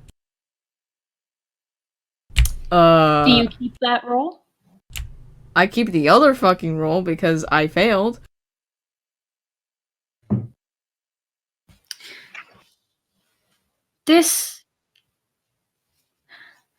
Well, before anything else, I need you to roll 2 d10s. Oh, you need a... Suck my ass!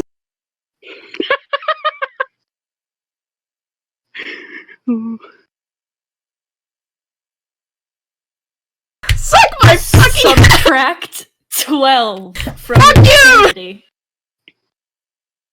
Well, I'm gonna lose my fucking mind before Grim does. What's your sanity? It was at 97%. Now I it's believe 85. now it's 85, yeah. You're lucky. But not lucky enough. This feels... You're not sure how it feels. You're at the park. That's right. You promised her. You promised her. Tell us the name of your daughter.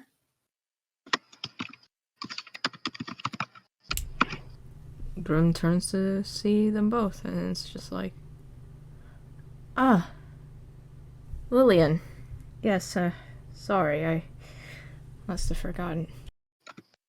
Must have slipped my mind, I'm very sorry. Forgot. Hey! And she gives you a light pap, and she's like, you can't forget me. He smiles. No, I guess not. She runs ahead to start playing in the park. The air is thick. The air is really, really thick. You're wife comes up behind you and hugs you from behind, and she says, "You haven't been home in a long time, you know."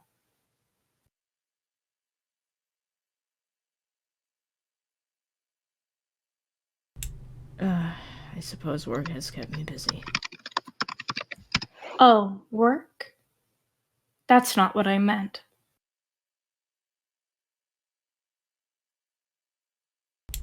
Grim frowns at that statement.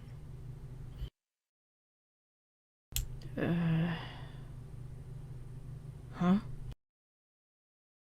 She reaches up to put a hand over your eye.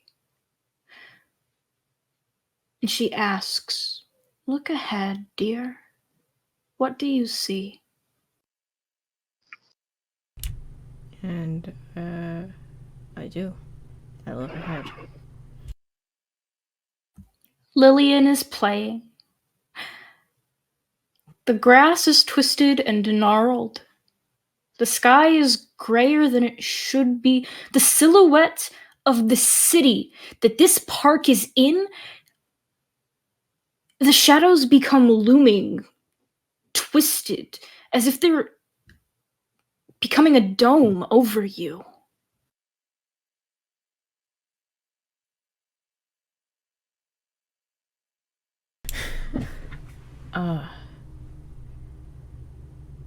Something's wrong. No. He gently puts his wife's hand down and turns to look at her. You see her face. You know that's her face. You know that's her face. That's her face. That has to be her face. You know that's her face. What part of it looks wrong to you? You cannot place what part of it looks wrong to you. It's her face. You know it's her face. There's nothing different. But you look at her, and all of a sudden, it's like the woman that you know and love, there's there's nothing wrong. Nothing wrong here. There's nothing wrong here. What is going on?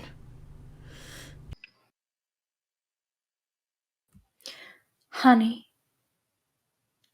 She covers both of your eyes with her hands.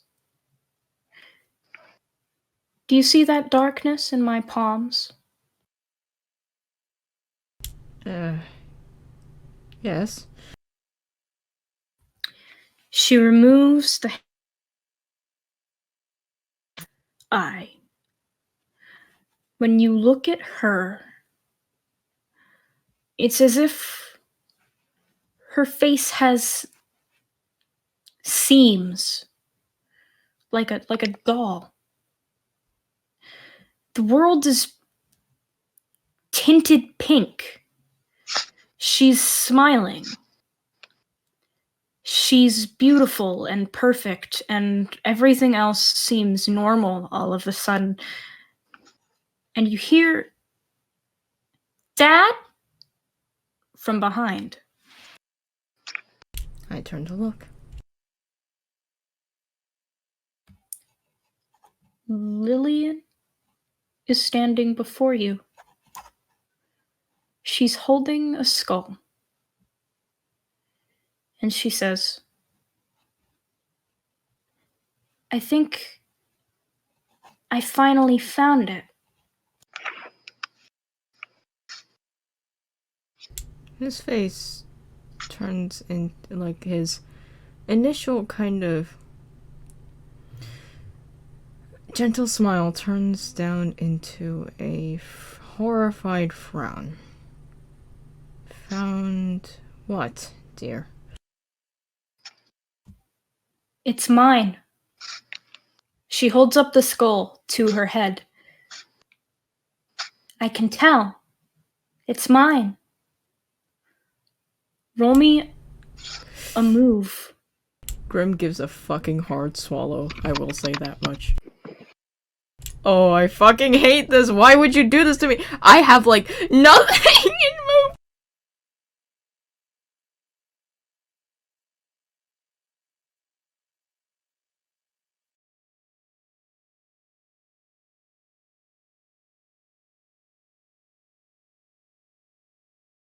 And Dice Made died. You don't feel like you should move or run. There's a part of you that's tugging in your mind saying, hey, hey, hey, hey, hey. But this is your daughter. She'd never do anything to hurt you. From behind,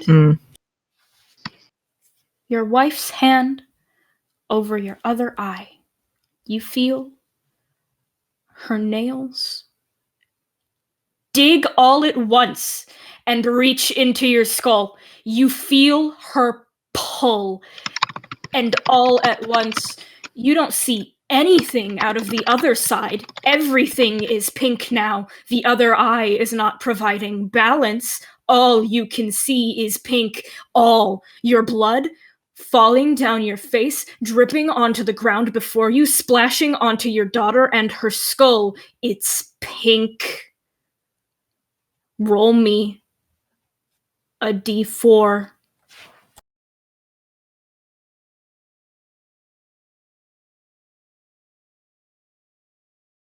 Fuck me, my net's bad. I don't know what's going on. Hold on. Oof. I'm loving this narration though. It literally, the entire fucking chunk cut out, and I'm upset. I just heard, like, she dug her fucking nails into my skull, and I was like, ah! Oh, you missed a fucking He show, was my so dude. fucked on. Uh-oh, stinky. So take 3 damage. I'm down to 4 You can listen health, to it in the baby. playback. This is why I'm tanky, because I know my fucking ass is gonna die! Which eye was it? It was the eye that isn't pink. Everything you can see is pink now. The other eye is no longer there to balance it out. Everything you see is pink. Your blood splattering from your body to the ground onto your daughter and her skull. It's pink through the only eye you have left. Everything is tinted pink.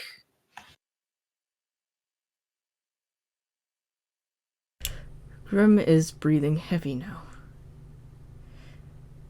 And he honestly does not know what to do. What happened? He doesn't know if he should run, if he should fight. He does not know. Well, you still feel the one strand attached to your eye through the socket as it's pulled further and further out. You see your wife's hand holding it before you. Oh, that is a horrifying sight. Roll me a will. Bro! I hate everything! Why do you do this to me? You guys fucking hate me!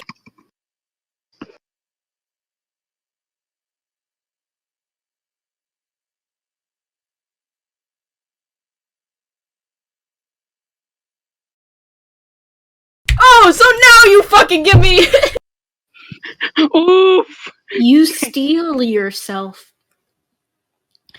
all at once. Instead of this hurting you like it should, you realize this was never right. And that's upsetting, but you remember all at once. You haven't seen them in a long time. They were never really here. You look down at Lillian, and on her head is the skull. On her neck, the skull. No head left. And that skull is looking up at you. And Lillian says, "Hey, you're not giving up, are you?"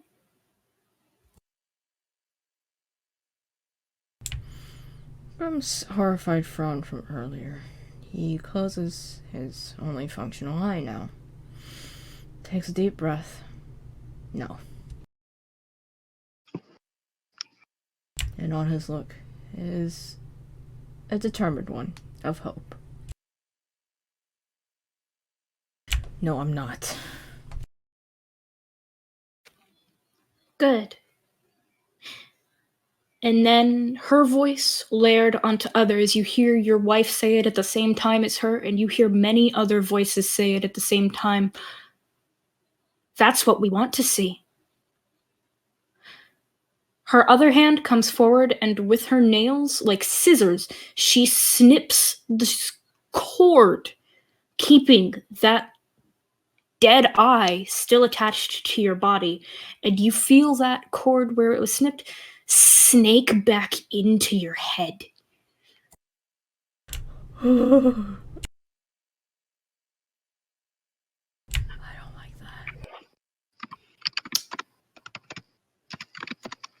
Lillian steps away. You feel your wife from behind you step away. That's what we want to see. Show us that look on your face again sometime. How good of you. You almost lost so easily. And then, in an instant, they're gone, and you're standing in a park. The same park. It's the park in the city. You know this park. It's just a 15-minute walk from the school. But you still feel blood on you.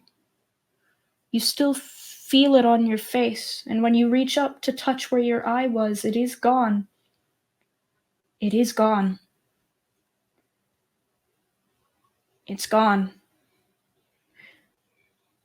But you know where you are now.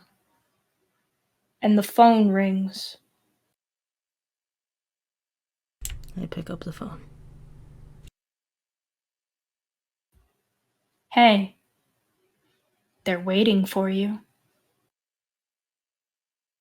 What? The others? Back at the school. Yeah.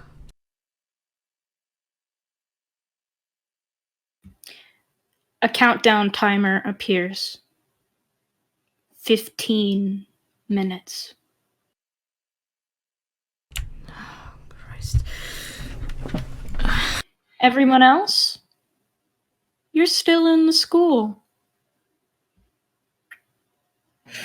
What do you do now that that big amalgamation had stolen Grim and is gone? Daniel has been punching at where Grim was pulled in. Well, Carter is staring at the bow tie in his hand in shock. Love is just kind of cursing us towards like shit, fuck.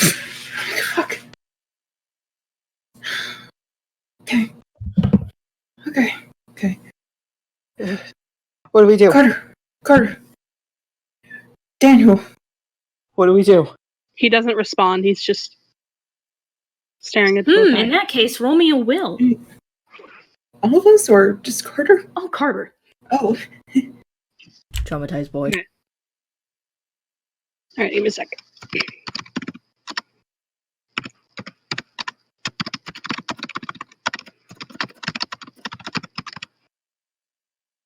Ooh!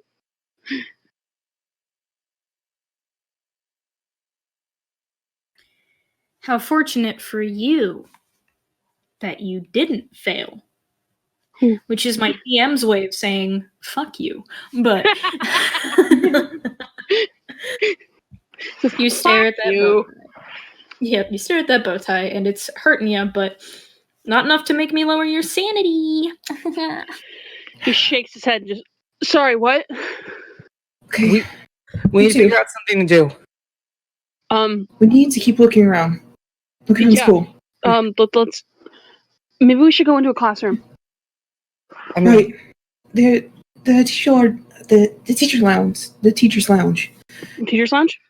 Yes. Okay. yeah, We should go there. Okay, yeah. You all need to roll me run. Okay. Oh. Ooh. Oh, dang. You all make Carter. it there in like less than a minute. You are all good. Teacher's lounge. Aight. So, what do you do in the teacher's lounge? I mean, imagine she like opens the door and starts. First off, seeing if there's anyone in there. There's a couple of teachers whose faces you can't make out. Okay. And she's just gonna look around then. Carter's gonna poke his head in and is like, "Hey, y'all need to leave." They don't respond to you. Can Daniel grab one of them and push them out of the room? That's gonna be a grapple. Okay. Can Chima investigate the room? Sure, roll me and investigate. Ooh. Ooh. You...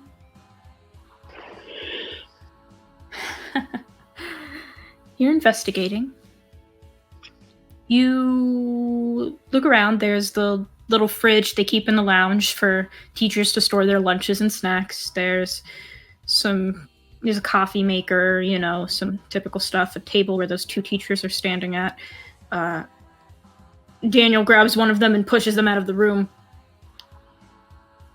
There's not a whole lot in here, but the one teacher remaining stands up.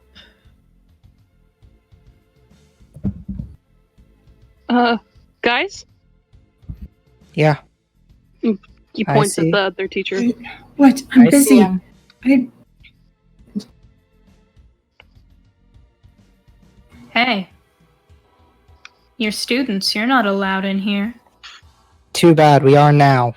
They're allowed under mine. They're with me. We're with the nurse. She was kind of like raising her hand up. Just, they're with me. Hey, Chima. Get a better look at this teacher. She's gonna turn around, look at the teacher.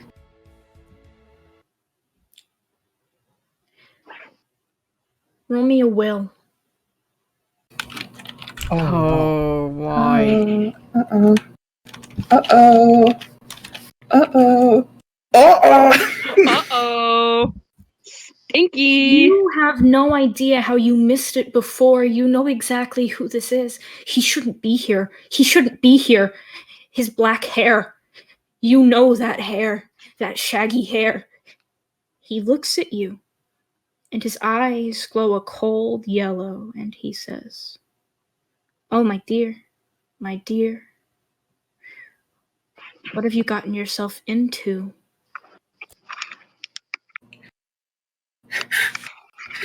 And she would kind of imagine upon turning around and seeing that face.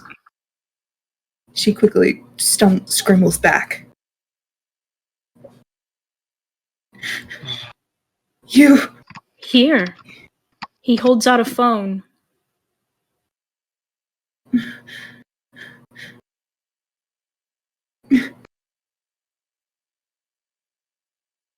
My dear, you have to take it. She quickly swipes the phone. His hands just...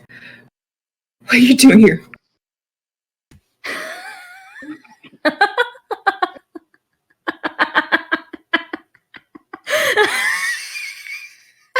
As his mouth is open and he's smiling and laughing, you see a lump in his throat.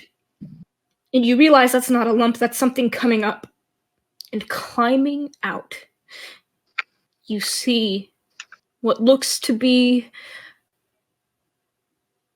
a mannequin of the same man. No, not a mannequin, a marionette of the same man, with the stitching down his uneven face as he reaches through the mouth of this man you know, and he looks at you and he says, "Oh, my dear, I haven't been here in ages. You're the one who brings me back." No.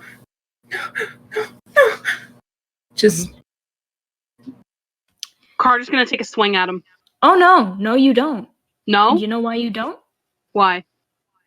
You don't see any of this. Oh.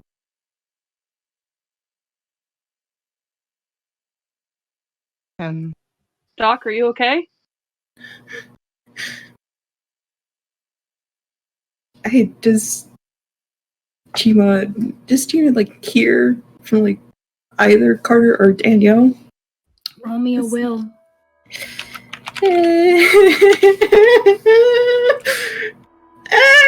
Oh! You are desperate for any reason to look away from this man. The second that you hear their voices, you turn to see them. When you look back, it's the teacher again, with a face that you can't place. are you okay? Are you okay? What's wrong? What happened? Carter's gonna try to usher the other teacher out, like, hey, I think you should leave. Roll a run, Carter. Oh.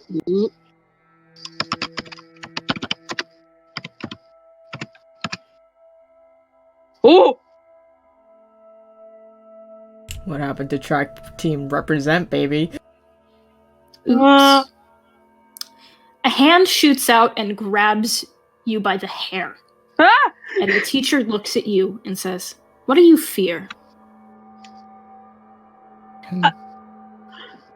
I mean, I'm kind of fearing going prematurely bald, considering how badly you're holding my hair. Ow! Do you fear? Oh, you fear. You fear emotion.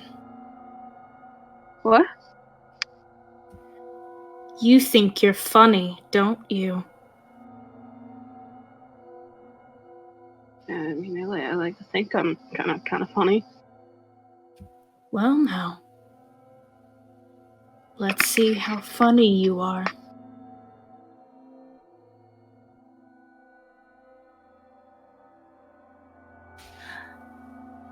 This teacher, in a flash of movement, has thrown open the teacher's lounge fridge, and inside, you feel a chill come through before they throw you in and slam the door shut. Ah! Holy, He's gonna start hammering on the door, like, guys! holy. You all see this. Well, Daniel's gonna definitely try and get the fridge open. You open the door to the fridge, and you just see a normal fridge. There's normal foods there. One of the lunches is labeled for Grim. Okay, now he just punches the teacher. Roll me a fight. I imagine this is happening. She has been. Ooh. Just been. I imagine she's just been trying to recover. It's just breathing heavily. As you punch the teacher, your fist goes through their head like a bullet through a water balloon. And it splashes onto your fist, your arm, onto you, all the various colors that made up the human being you just saw, who is now headless. What? Roll me a will. Okay. Oh dear. Please. Wow. First time. I didn't get anything. Roll a d10. Okay. Wow. 1. Himbo power activate. So remove 1 sanity. Okay. I'm gonna put it here for Himbo reference. power. He has no fucking brain cell, so he does not lose the sanity.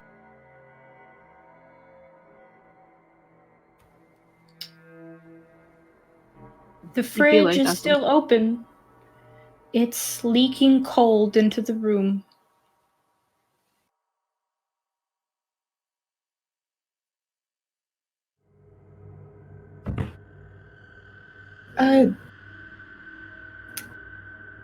Question.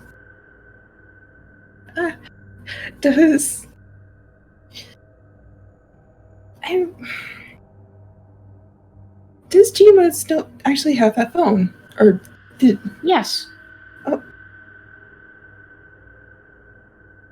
It rings. Jima quickly opens it, puts on speaker. You have 5 minutes.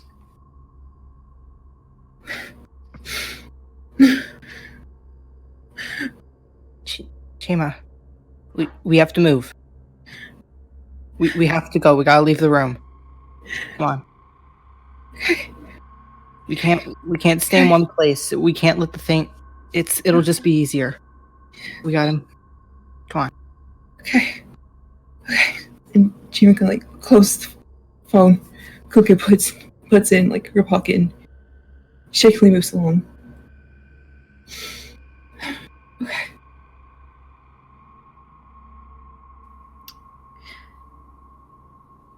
Where are you going? Where can I do a recall check? Can I do a recall roll to see Sure. where the nearest rooms are?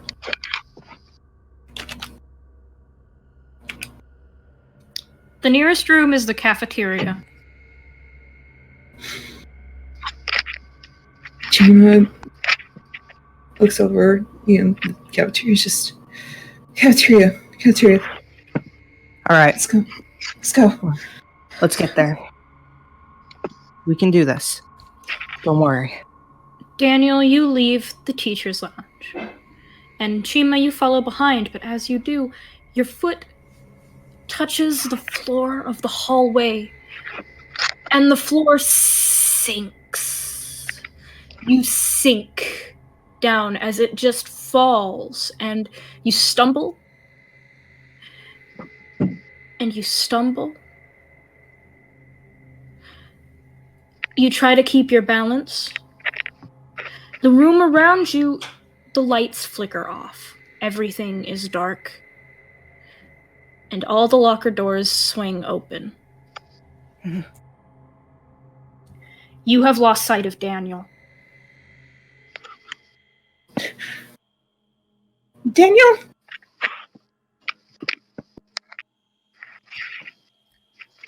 The phone countdown says 3 minutes.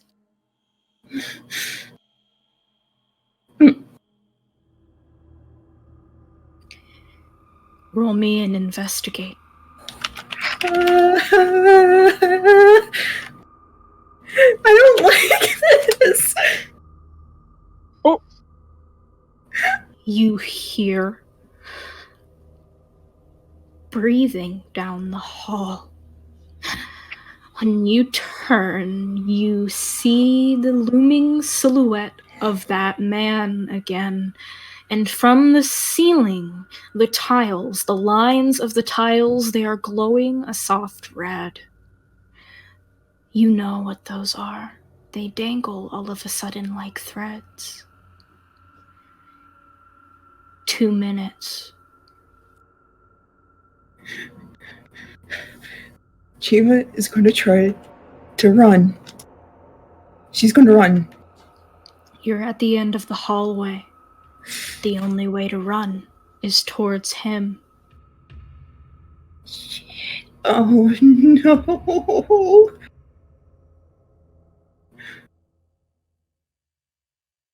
Chima frantically looks around. Try to find the nearest, just somewhere to get away from him.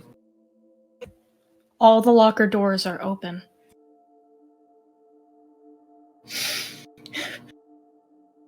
Chima is going to rush into the nearest locker and close it behind her. As soon as you shut it, all the other locker doors shut. It's small, it's cramped, it's tiny. Roll me a will.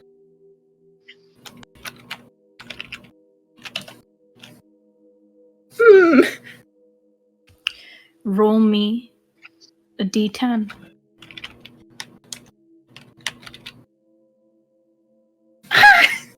remove 10 from your sanity.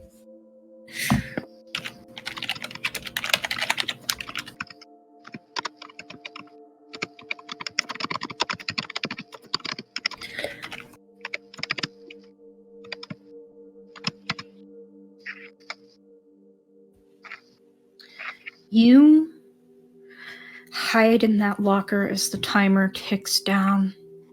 It's ticking down, down, down. 1 minute left. You still hear him outside. He stops. You can see him through the slits of the locker. I need you to roll me a withstand. I'm shit at withstand. Ah! Suddenly, you feel the back of the locker press against you a little tighter. It's getting more cramped. He's right outside. The back of the locker pushes you a little further against the door.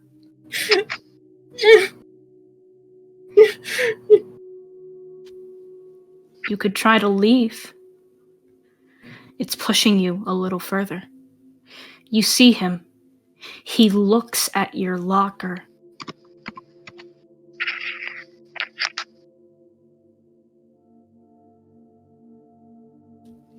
He approaches your locker.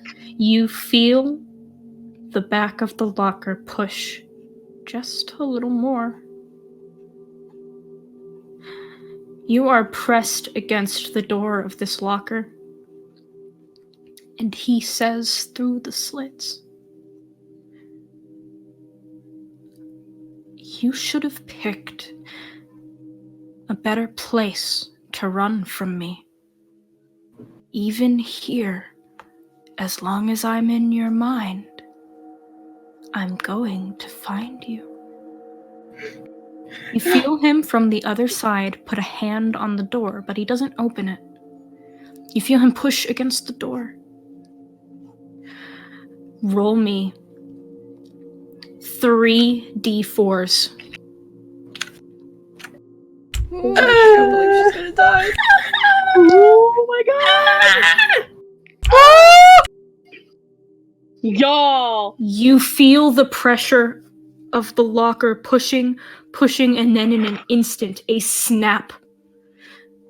There's a horrific squelch. Through the slits of the locker, blood spurts onto the man you saw, but you don't see him anymore. You don't feel anything anymore. Daniel, when you look behind you, Chima has disappeared. You have no idea where she went. She was just behind you when you left the teacher's lounge. But you see one of the lockers a little down the hall. Blood is dripping from the slits of it.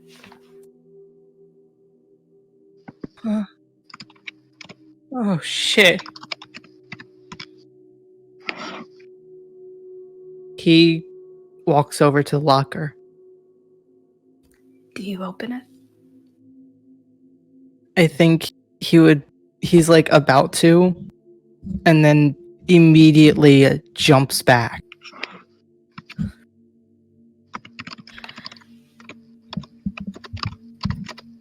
Roll me a will. Okay.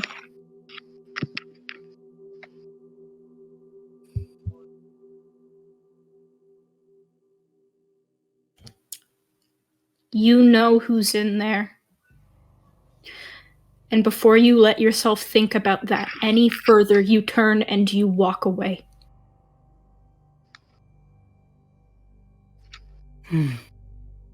Okay. Get to the cafeteria. Get there, get somewhere safe. Keep moving. He just starts walking for it. What a shame you didn't think to open the locker. You don't have the phone. You have no idea how much time is left.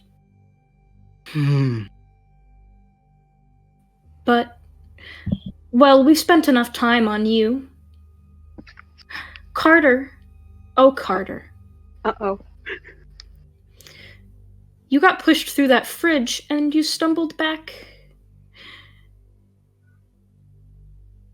into just a stage. It was like you were pushed through the curtains of a stage.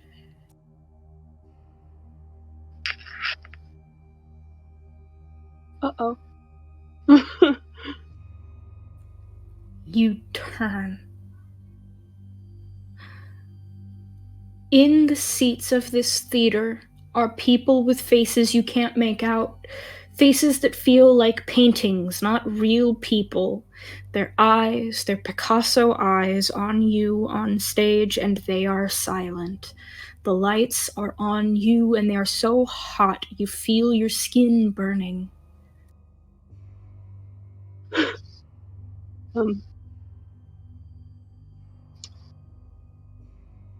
He's gonna step forward on the stage to kind of get a look at his surroundings. This theater has no doors.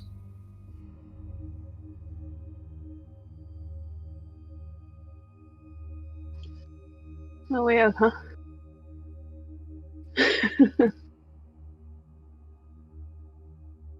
All right. How y'all doing? How y'all doing tonight? They're waiting. Oh, proud.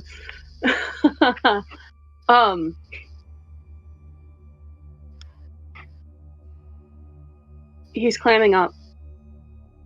He doesn't really know what to do. One of the people in the audience raises their hand. Yeah, you in the back there. Tell us about that key. Huh? The whole audience chimes up at once. Tell us about that key. He kind of clutches the key around his neck. Just, what, this old thing? You don't want to hear about this old thing. Tell us about that key, Carter.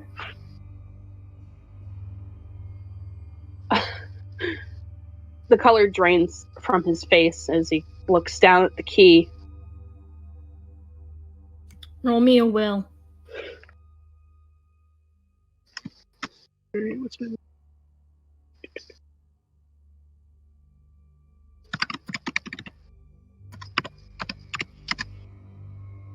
Cool.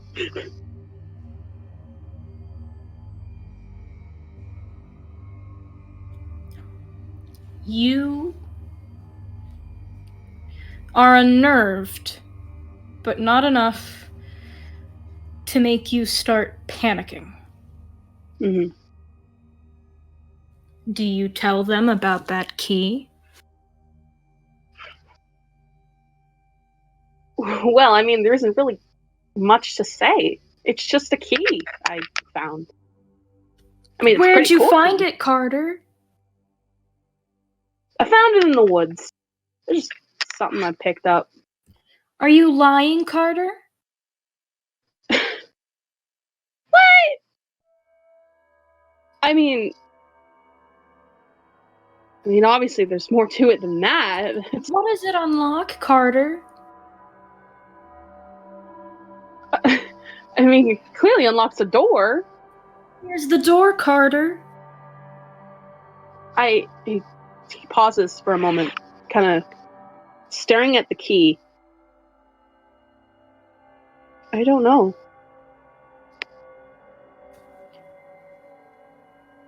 Where's the door, Carter? I don't know. The audience goes silent again for a moment before that one person chimes up and says, "Aren't you supposed to be funny?"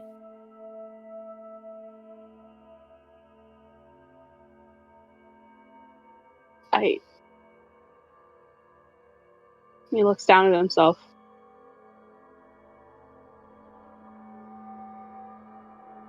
I don't know. The audience chimes up. I don't think you're very funny. Well, I mean, you don't even know me. Tell us about you, Carter. Tell us all about you. Well, I'm 18. Pretty lean. Lean, mean, running machine. I like a good pizza.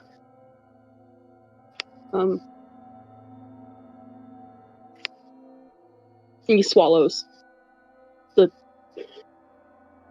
He's sweating. He kind of tugs at the collar of his shirt. You think we could turn down the lights a bit? The audience stands all at the same time. Aren't you supposed to be funny, Carter? I mean... Why don't you ever talk about your feelings, Carter? Why don't you ever talk about anything, Carter? You don't talk about anything, Carter. You just talk to fill the space, Carter. Members of the audience are filing up both sides of the stage. There's stairs leading onto it. They are filing up in single file lines onto the stage. He's backing away towards the curtains, like, hey, come on, guys. Your back hits the wall behind the curtains. Roll me a will.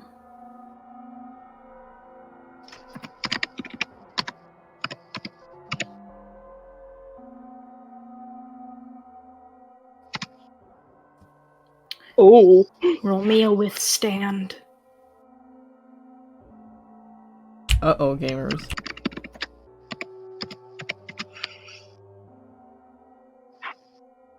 Good. You only have to take 1d4 of damage as they start approaching Carter. And all of a sudden you are dogpiled by these people who are clawing and tearing at you. You feel a bone pop from a socket as they pull and tear, but you are resisting. Roll me a d4.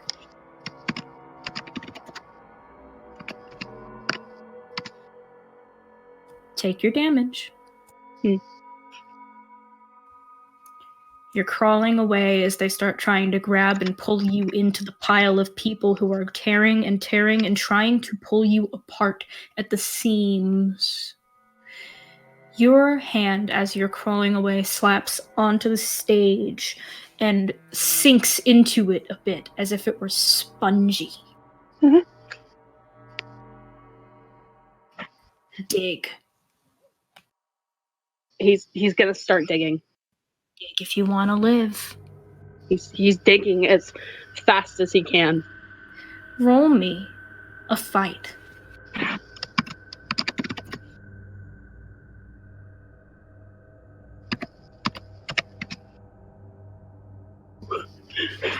You are tearing and tearing through the stage, crawling into it until there is a hole big enough for you to slide into, snug as a bug in a rug, and they cannot follow you in.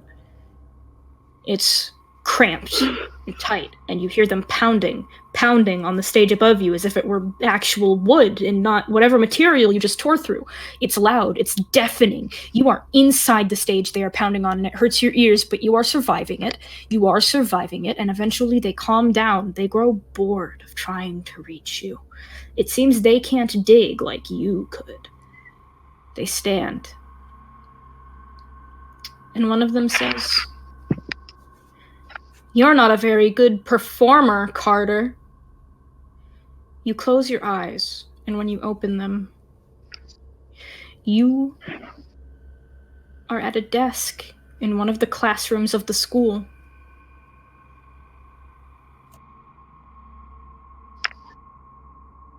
He's kind of breathing heavy and just...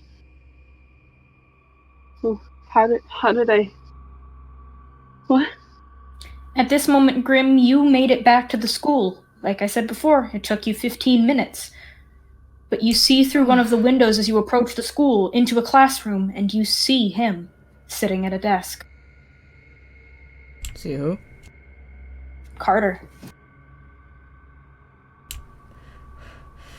Okay, is there any way I can open the window to get in? Yes, you can. Okay, so I do, and I attempt to climb in. And I'm like, Carter! Carter! You could climb in. Carter, what? Carter, you now see Grim climbing in through the window. He practically like shoots up. He shoots up so fast the chair topples behind him and makes his way over to Grim. Tears forming in his eyes. Just Grim. Hey, question. Is Grim's eye still missing? Yes, it's gone. It is gone. There is blood all over that side of his face and staining him. Grim's non-pink eye remains gone. Just, if you look deep enough into that socket, you could probably see some insides, but I don't think anyone wants to look long enough to try. I think Grim has been keeping that eye closed. Good. He kind of, as he's climbing through the window, he first has his head down, so you do not see it at first.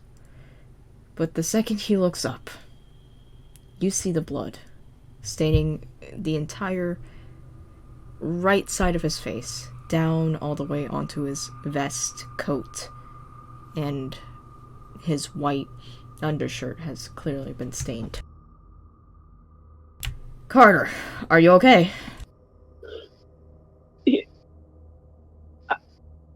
I think so. I mean, he pats himself down. At least, I think so. Oh my god, are you okay? Grim kind of smiles a little bit, and he's like, yeah. Yes and no. No, not really physically. I think I'll be alright, Carter helps though. him through the rest of the window. Yeah, Grim is a tubby boy. It's okay, Big Chungus, I got you. Please never call me that. And he's just like, where's Chima? Where's Daniel? I don't know. We were in the teacher's lounge and I got thrown into a fridge. And then I was on a stage and I had to dig through the stage and then I woke up here. I got my eye turned out by a nightmare. That's all. Come on, we just gotta find them. He starts heading towards the door. Not before quickly looking back at the classroom, hoping to grab maybe a pair of scissors or something. Investigate.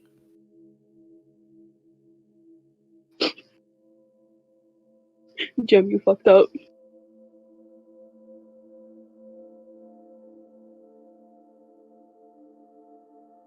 Does Carter still have the hockey stick? Yes. Okay. I don't know if I do. Do I? I'm gonna say you brought it with you. Okay. I probably found a pair of scissors or something in that classroom. Yeah, you found a pair of scissors. Mm. Carter's gonna pause for a moment and goes, oh, right. He reaches into his free pocket and pulls out the bow tie. Just here. Ah. Thank you. He takes back the bow tie, and I guess I tried to grab you, but that's all that came out. Yeah. I appreciate the effort. Grim, I guess kind of tries to put on the bow tie quickly as he can. He does so swiftly. I guess I see where you're coming from. No pun intended. Too soon? He looks at Grim and goes, too soon? Grim looks at him with a very, kind of really kind of face with his only eye. He just kind of gives like a awkward shrug and a smile, like, Alright, come on, mister. The key is a lot Lancelot. more visible rather than tucked in the way his shirt now, so. Everything Grim goddamn sees right now is pink, so he doesn't fucking notice anything. And he's like, come Well, on, good thing let's get the key's also pink, so. Yeah. So, I need you both to roll me investigate. It'll determine how fast you can get to Daniel. Mm-hmm. Uh-oh. Fuck yeah! Oh, fuck yeah! Isn't it Daniel's lucky day? You make it to the cafeteria, Daniel. When you make it there, you have no idea how much time is left. You realize that the second you make it in. And then you hear the school bell ring.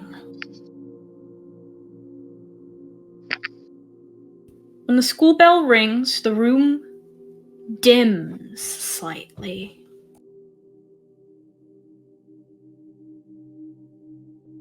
Daniel takes a step back from the room. Like he kind of backs up from whatever door he came in. The door shuts behind you. Oh, fuck no. No. He's like trying to push the door, get the door back open. Ooh, Lord, roll me a fight. Oh, Lord, they coming. Please, God. You push that door open with all your might. But the room you enter, Satan. the hallway that you enter, it grows dimmer. You're out of the cafeteria, but the lights are still going down. He just starts running down one of the halls. Just trying to follow any light he can find.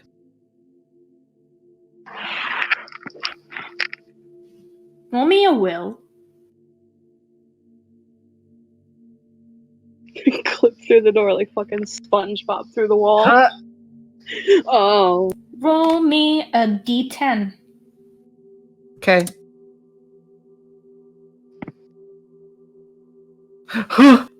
Take that out of your sanity. It's little, but it'll count eventually. So, Every little bit counts.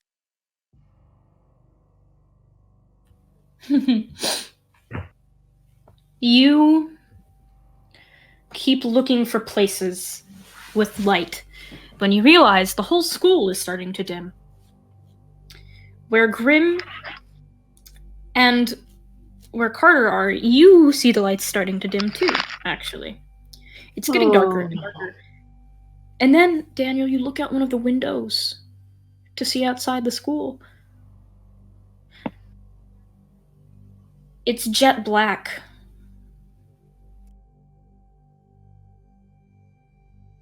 Oh no. Roll me a quick investigate as you look out the window. Damn, you really gotta do me like this? I gotta.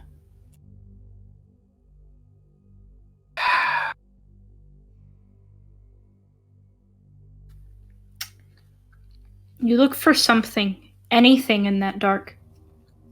You squint. You don't see anything. You turn and keep running, not noticing that behind you, part of that black opens. It was so well camouflaged, the eyelashes against the black of the night. You didn't, or rather you wouldn't have noticed, really, until the eye opened to peer through the window. But it shut again, and you miss that entirely as you keep running.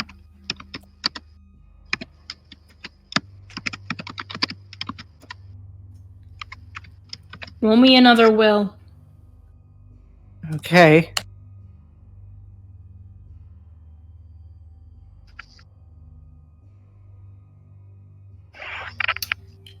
Have unfortunate for you. Devil You from turn a corner. You turn a corner and you run directly into Carter. No! Hi! Oh my god! Oh my god. Carter, Ah! you're safe. He's You're like, safe. You're safe. Oh my god! I'm He just immediately just like, God. they're immediately hugging, hugs they're throwing Carter. it out. They're vibing. He immediately hugs them, just like, holy They're like swaying back and forth on like one foot after the other. Like, oh my god, bro, you're okay. oh my god. Oh my god. I'm so happy you're alright. Oh my god.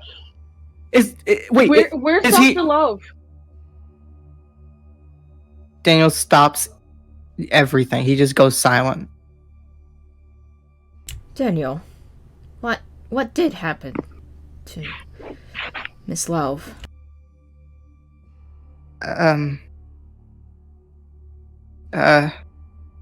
She, he, like, takes a deep breath, just, she's gone. Whatever happened that got you two separated happened with us, and I think I found her in a locker. That's all. Grim takes a deep breath, and sighs. Where's the locker? What? Where's the locker? I don't want to go back there. You don't have to. Do I have the phone still? The phone rings. Grim reluctantly picks up.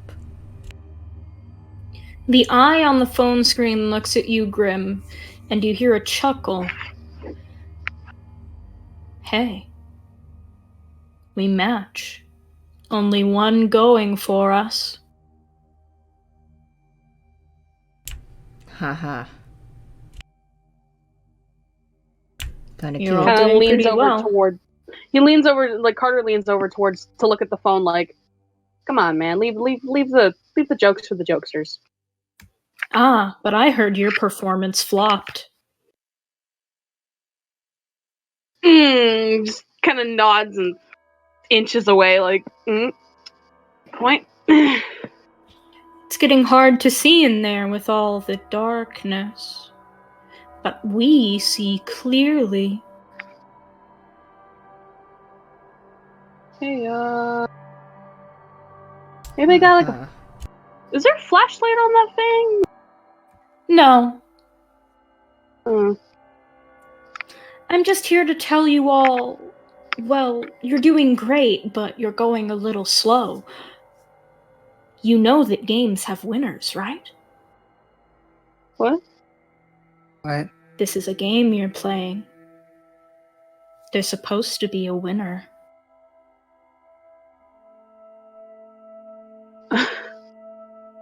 Well, you never said there could only be one, so let's hope we all Oh, well. You don't understand. I'm not a player. I'm a game master. Well, I figured that much. The creepy entity dragging us all into oblivion. You're just having a ball watching us run around like chickens with our heads cut off. Of course I am. What other use would God have for his toys? Excuse me? I'm sorry, what'd you just call? He pokes his head back into view. I'm sorry, what'd you just call yourself? It's just a metaphor. Alright. So I was gonna say, hey, and he puts his hand upwards, like, hey, you're all the way up here, and we kind of need you down here. If you don't mind. Thanks. I see why your performance flopped. Alright, so what do we gotta do to win this game? The game continues until there's only one winner. I doesn't really. I'm telling you this because it's up to you how you decide to thin the competition. You can all just try to survive, but that's slow. And only one of you seems to have succumbed thus far. If you want out easy before it gets even harder, you could always play the game of sabotage. I'm sorry. Are you telling us to turn on each other? You could always play the game of sabotage. None of us are gonna do that, right, guys? No. He looks between them, like, come on. Grim looks over at Carter. No. Okay. I would rather either one of Daniel? you two survive. Every single one of you roll empathy right now. Fuck me! Actually, that's something I'm good at! Fuck! Oh shit, same.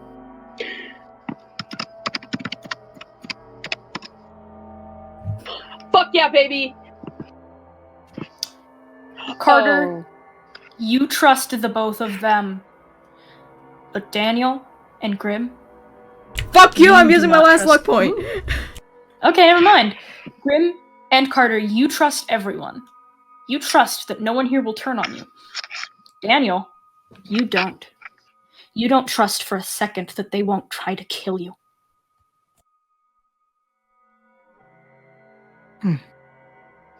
Like, come on, guys. And he puts his hand forward, like, teamwork makes the dream work, right? Right?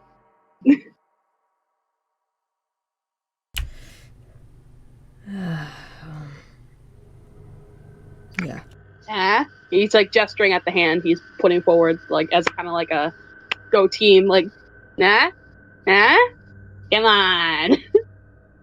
Grim reluctantly puts his hand in, just to humor him. Yeah. And he looks over at Daniel, like, Daniel doesn't. He just looks around. Daniel, buddy. Come on. Teamwork makes the dream work, right? Yeah, sure. Oh. He kind of lowers his hand and ruffles the back of his hair, like, right. Game time. I think we're gonna play the long run. I want to go find Chima. I'll come with you. Don't. Yeah. Just. You don't want. Grim and Carter, roll me another empathy check.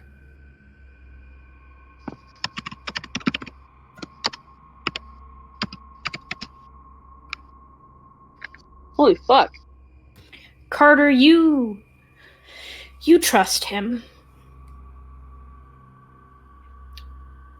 Grim, you want to trust him. But there's now a very small doubt in your mind.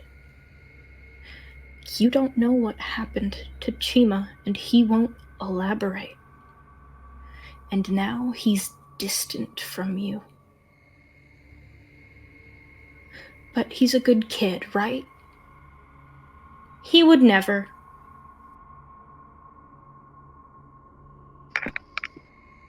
Daniel?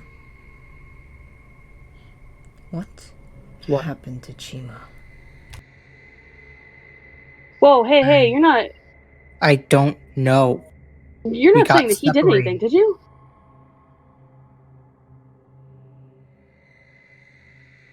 Oh, guys, we Fine. shouldn't fight.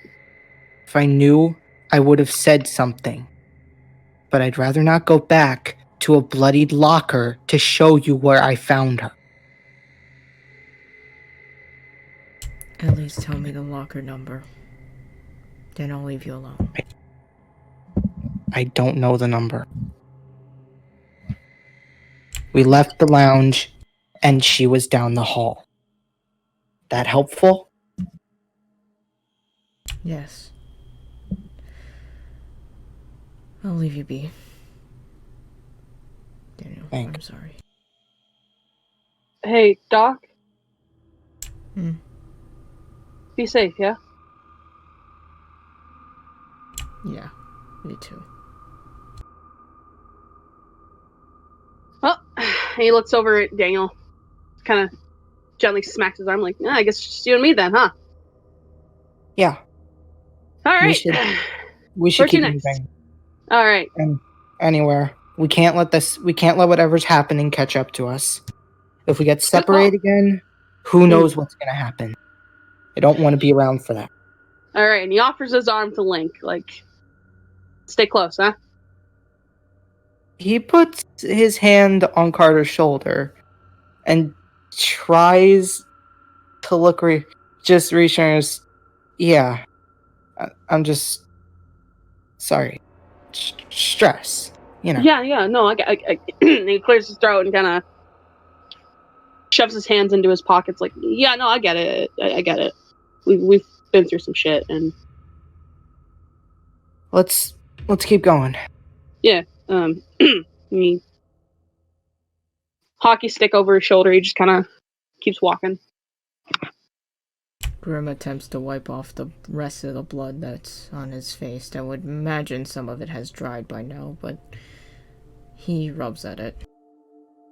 Yep, he does that as he approaches the area that Daniel said. As you approach, you do see with ease the locker that has blood dripping down the entire length of it.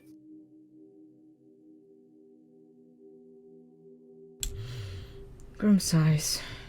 He knows what's behind that locker, but fear does not overcome him as he attempts to open it. What is your sanity? 85. Lucky. When you open it, you do in fact see her corpse. Well, kind of. You assume it must have been Chima at one point, but considering all of that is splattered on the back wall and the side walls of the locker and the inner door, it looks like she was made a pancake, a very red, leaky pancake. There's some skin clinging, and all the viscera on the very bottom of the locker is a pile of just crushed, well, you know. On top of that pile, there's the phone, or rather a phone. Grim looks at the phone, and he picks it up. It rings. Reluctantly, he answers it. Wait, does he have two phones now? Yeah. The other phone also rings. He opens up both of them, feeling kind of silly. He's playing way into this game, but he looks at it. One of them says, "Hey, are you on the line with someone else right now?" And the other says, "Oh, that's rude."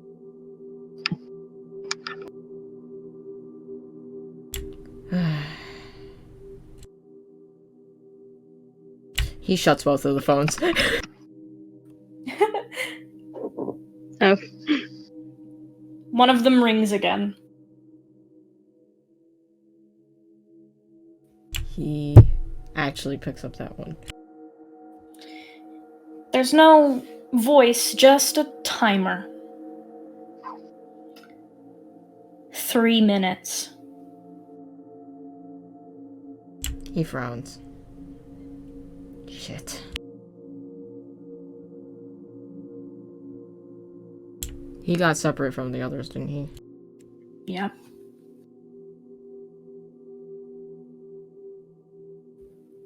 Roll me a run. Bro, I can't run. Fuck. Come on, Tubbs McGee, you got this.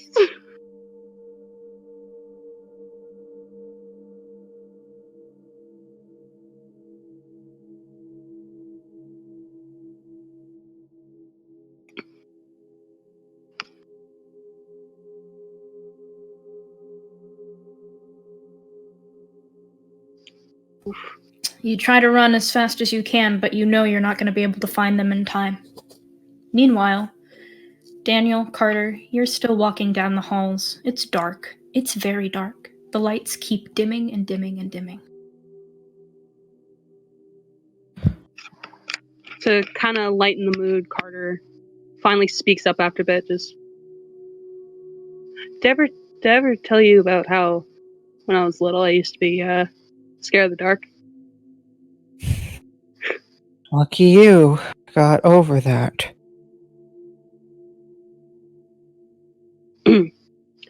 One time I got so scared because my mom walked in all of a sudden that I screamed and pissed myself. Oh man. I look back on it now and it's really funny. Yeah. Funny. Kicker of it is that I was 15. Oh damn. Are you scared of the dark? Yeah. And that's probably why everything's getting dark.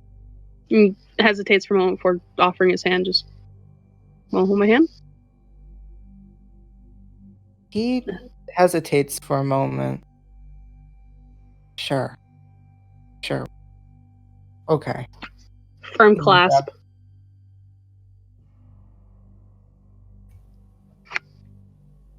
He gives his holds his hand with a firm clasp. Daniel, you feel something drip onto your shoulder.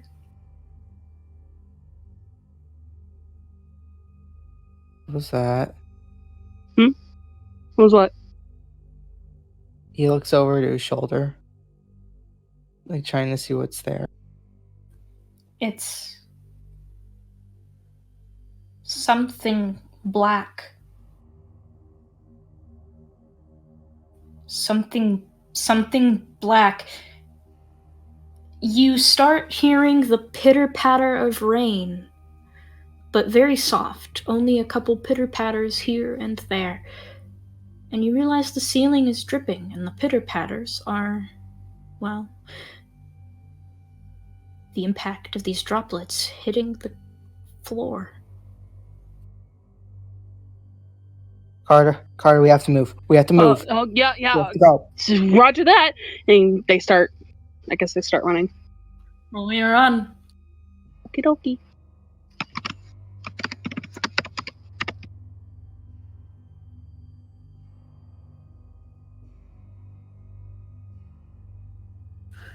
Lucky you. You guys are running. You're running pretty fast. You feel the rain start to come down harder and harder, and you realize it's starting to flood the hallway. You run up to a classroom. You run in and shut the door behind you. You are safe in here. No flooding is going to happen in here. There's only a little bit, just a small layer of that black rain on the floor of the classroom. Mm-hmm.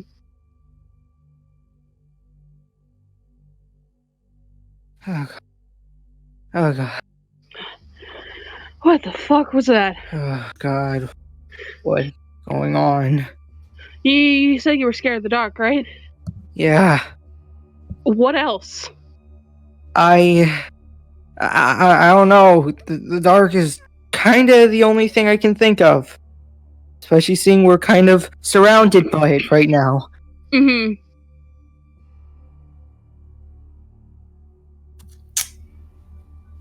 Hey, Daniel. Huh? Roll me a will.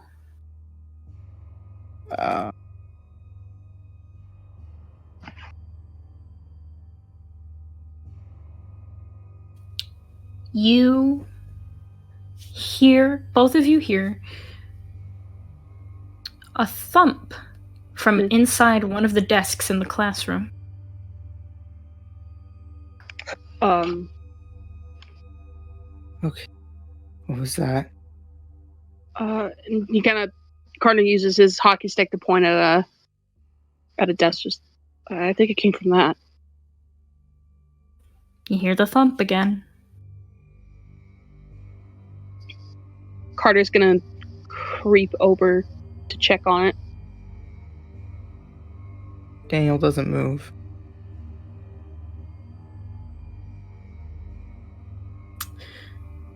The thumping, you realize, is a vibrating, actually. There's something in the desk vibrating. He's gonna use the flat end of the hockey stick to kind of slowly open the desk. It's a phone. Oh, okay. And he goes, oh! And he reaches in and he grabs the phone and says, I got a phone! It's vibrating because someone's calling. Oh! And he fumbles with it for a second before flipping it open and putting it on speaker. There's no speaking on the other end.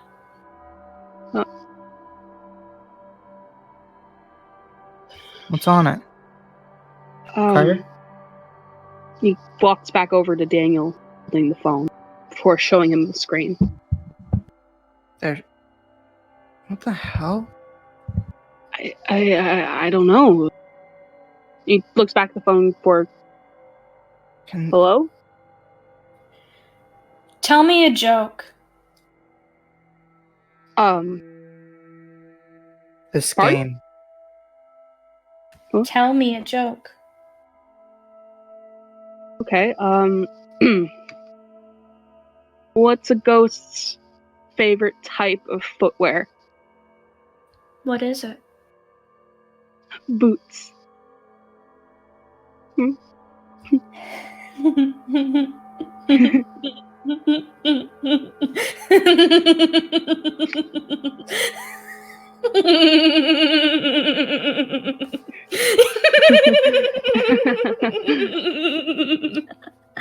Carter dropped the phone.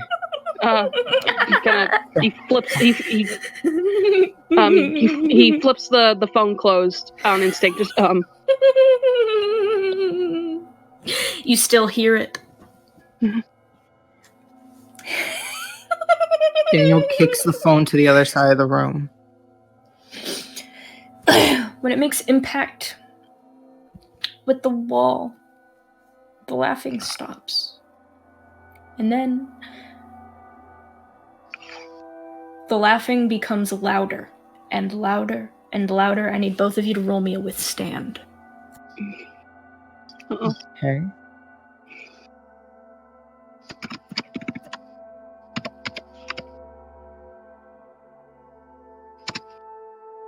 oof. Daniel, you can withstand it just fine. Carter, roll me a d4.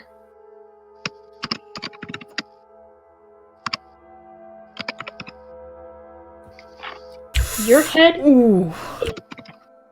head aches as your brain starts rattling with the laughter going all over. It is consuming your head. It is pounding. All you can hear is laughter. All you can feel is laughter. It is vibrating through your bones. He's covering his ears, trying to block it out. Daniel puts a hand back on it, puts his hands on his shoulders, just Carter, are you okay? Carter, please. Carter. Hello? And his ears are ringing and he's covering his ears. He's like there are tears. It hurts so much. Say, oh God, make it stop. I don't know what to do.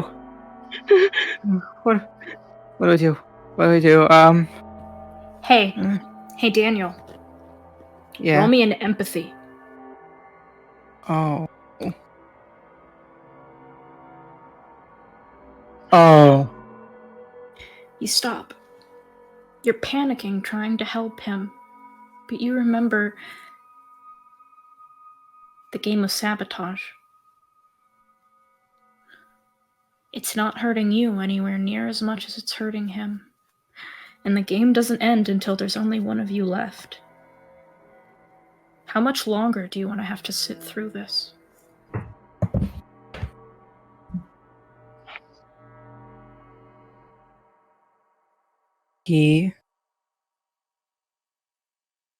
Daniel steps away from Carter, backs up a few steps. Carter opens his eyes a bit to see him stepping away, like, what are you doing? Carter, you know that I'm not a violent person, right? Yeah. He holds his head. Of course I do. And that this game is complete and utter insanity. I mean, yeah. And he gestures at his head. Considering. Carter.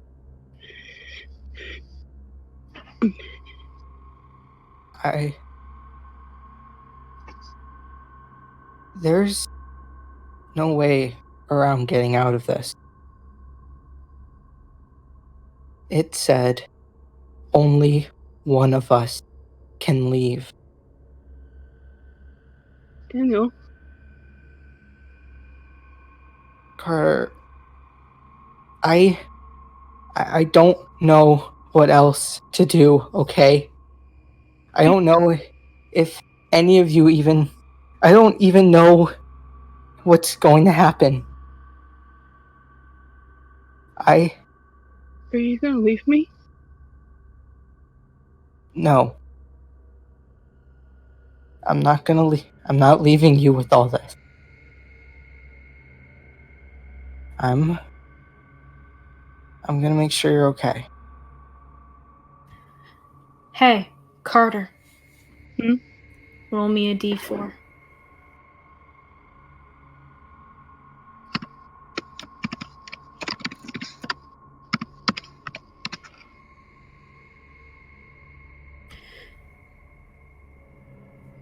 That's the last thing you hear before you feel what you can only briefly, for a moment, before everything goes black, assume is brain matter.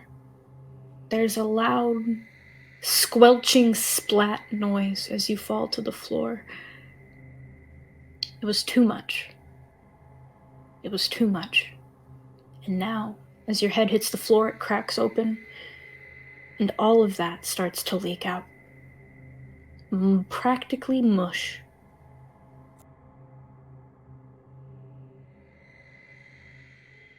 Daniel, roll me a will.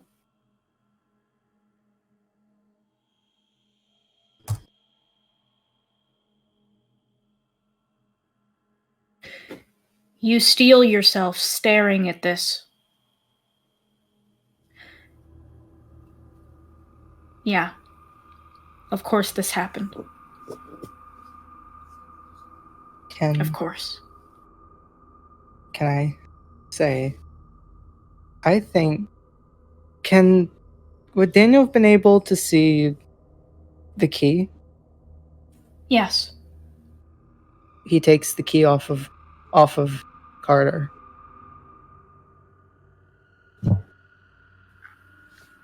All right. That's in your inventory now. Is it still flooded in the halls? Yep. When you look at the door outside this classroom, the whole hallway is flooded. If you open that door, it will flood in and you will likely drown in pure black nothingness.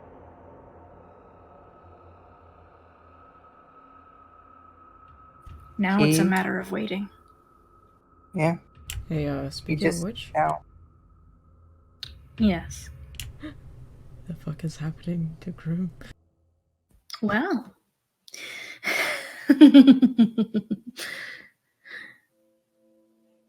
Grim, roll me a run. You gotta be shitting me! You know I can't fucking run! Fuck! You know what? Roll me a will. A will? Okay, fine. I was gonna ask, like, hey, can I roll, like, withstand or something instead of running? Cause Okay.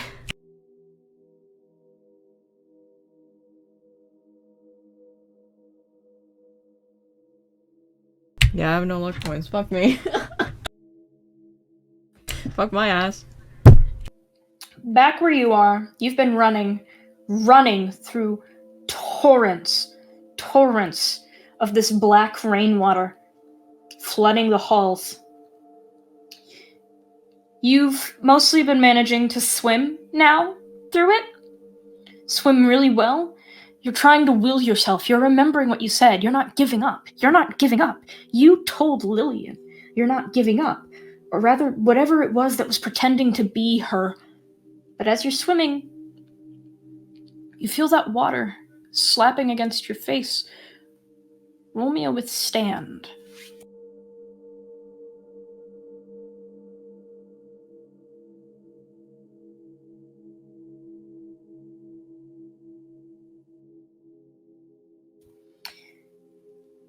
You're withstanding the hits from the water as it gets harder and harder. It stings a little, but that's fine. However, as you're trying to keep your willpower in mind, the water hitting your face, on instinct you shake your head and blink your eyes, trying to get the water out of your face. And that's when the water... Well, you have an open hole on your face. An open socket. Just a couple drops in there, but it's enough to start tickling inside your skull.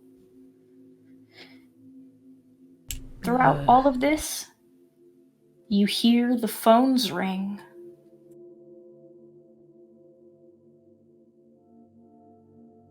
Grim is thinking in his head, bitch, I'm trying to swim. You're really trying to fucking do this right now? He doesn't say it.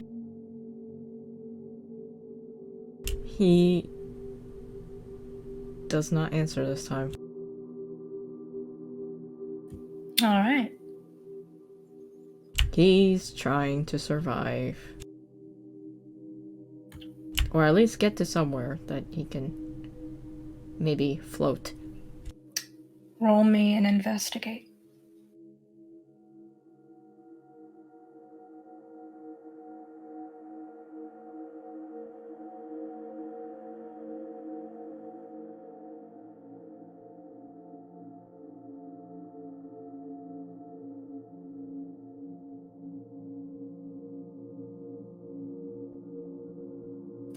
You see, as you're swimming, the door to a classroom, finally. That might help lower the water a bit, if nothing else. Reluctantly, Grim holds his breath and dives, heading towards the door. Do you open it? I look inside the door first. It's too black. This water, it's pure black.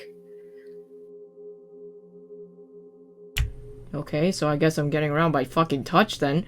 Yep. You literally got there by looking, closing your eyes, going under, and then swimming towards it. I imagine you feel your hands on the door until you feel that it is the door.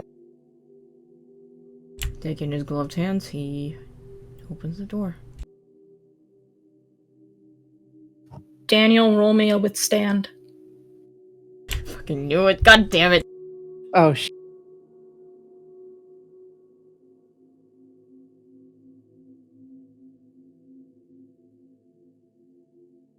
Oh! The water comes flooding in. It knocks you off of your feet, but you try your best to swim to the top of that blackness as it torrents into the room. You are keeping your head above water. You see Grim. In the water, Grim, as it floods into this room, you see Carter's corpse float to the top. Shit. No, right? Roll me an empathy, Grim.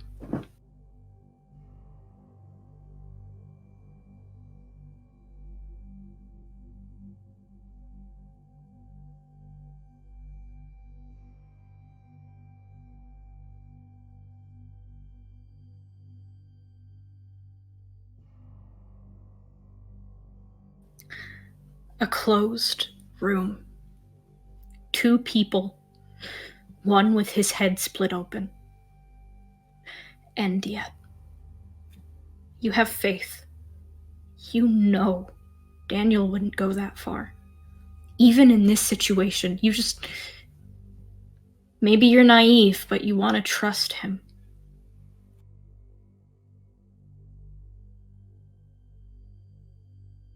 You want to. But do you? There is doubt in Grim's mind.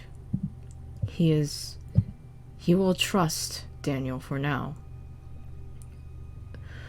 But that doubt is a grain of salt. He will keep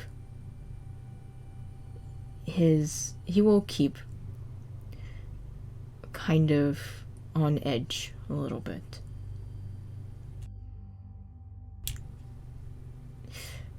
This is a death game after all. Who knows what happens here? All at once, the raining stops. The water settles, and it's still there, and you're still having to swim to stay afloat, but it's not going any higher. From how high it has gone, you could lift your arm up and your hand could touch the ceiling. Okay, this is like a school, right? Yep. So I'm gonna do a big brain move. I'm gonna literally reach up into the ceiling. And you know there's like fucking panels? He's gonna try and push one of those panels enough so he can wiggle through it. Alright. That's an investigate to see if you can find one loose enough. Okay.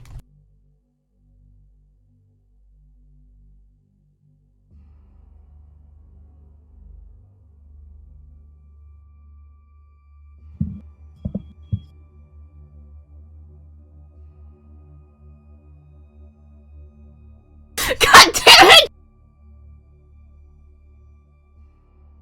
So you try, but they're all too firm. You can't push through any of them, at least not on your own. Daniel, you see Grim trying to push through one of the tiles in the ceiling. What do you do? He tries to push to bust one open. Investigate. And I am not. You know what would be... Oh. I can't. You can't?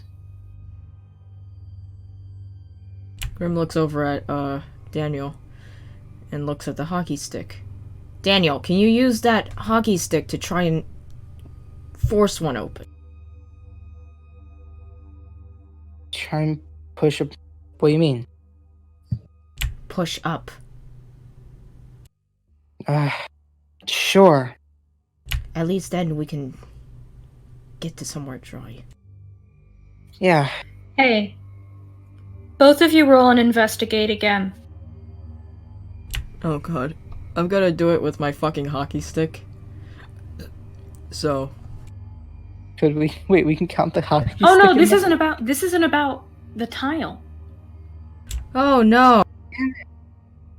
Every time. I'm not using my luck point on this.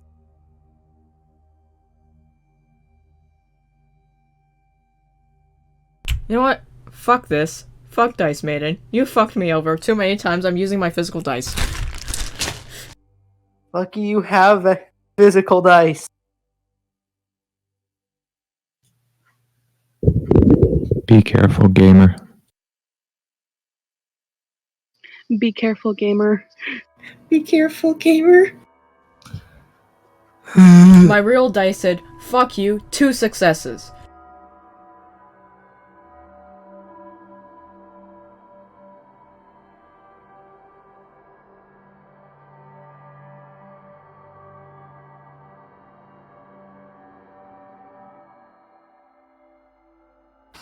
So, Daniel, you don't notice anything off as you're grabbing your hockey stick, but you feel a movement in the water, Grim. You feel it from underneath you. Daniel, roll me a fight. Oh no.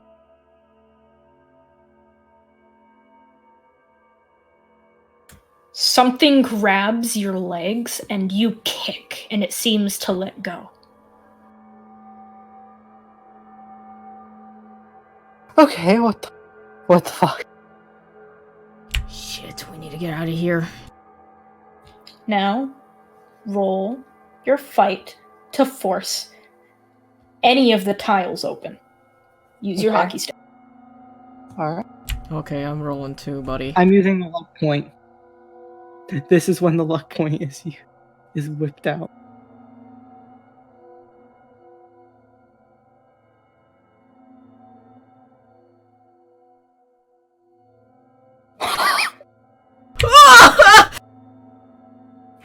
You both force open tiles and jump up into the ceiling, just fast enough to see inky black hands reach out to try and grab both of you by the ankles. They miss.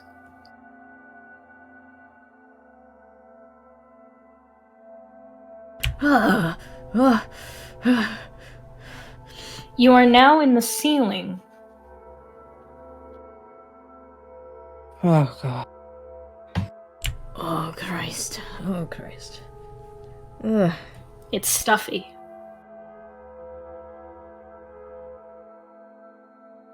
Well, of course, it's a fucking ceiling. What'd you expect? Oh, it's real stuffy though.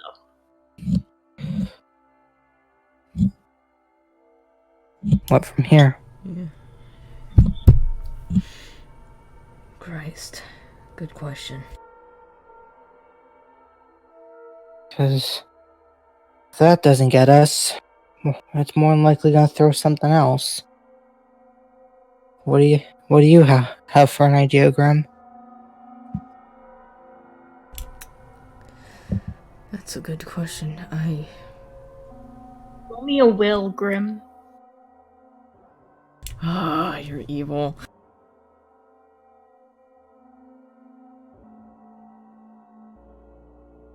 You know what? Fuck this. I'm using my physical dice. Talk about trust. I don't trust Dice Maiden.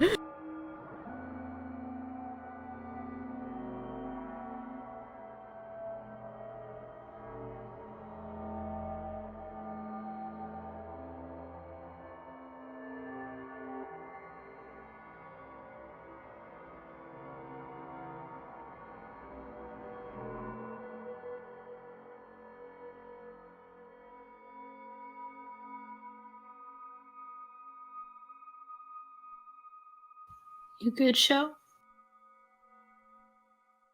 I think Show was rolling their physical dice. Yeah. Fuck you. You feel a tickling inside your skull, but you manage to ignore it.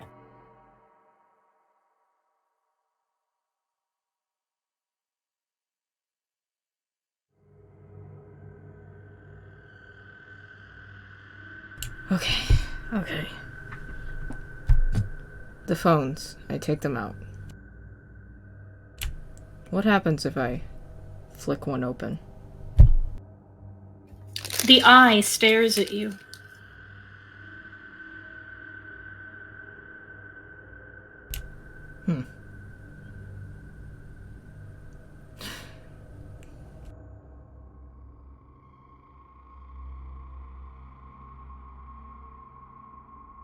What happens if I take my ballpoint pen and I stab it through the screen right into the eye?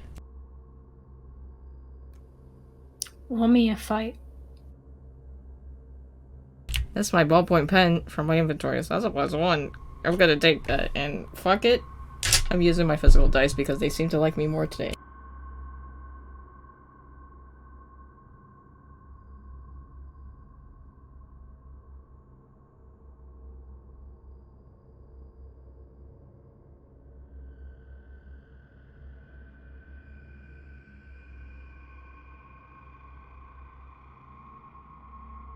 All right. You stab through the screen. From the cracks in the screen come leaking blood.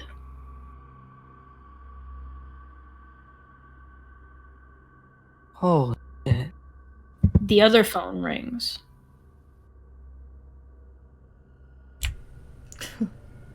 Serves you right. He takes out the other phone. Does he answer it?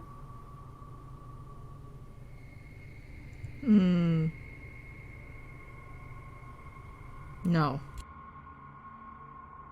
No? No.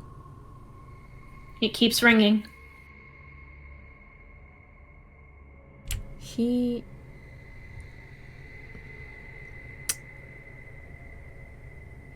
hands it to Daniel and instructs him. Daniel, I need you to, pardon my French, beat the shit out of it. Sure.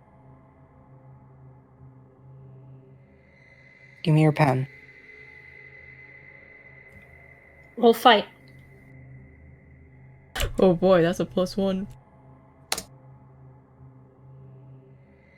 Wait, so now he does have Grimm's pen? Mm-hmm. Okay. Hey, Oh. Daniel, Oh no. roll me an empathize.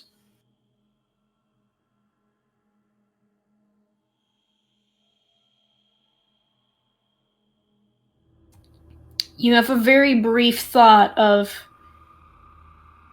the only weapon he could really bring up into the ceiling with him, and I have it. The thought doesn't go anywhere.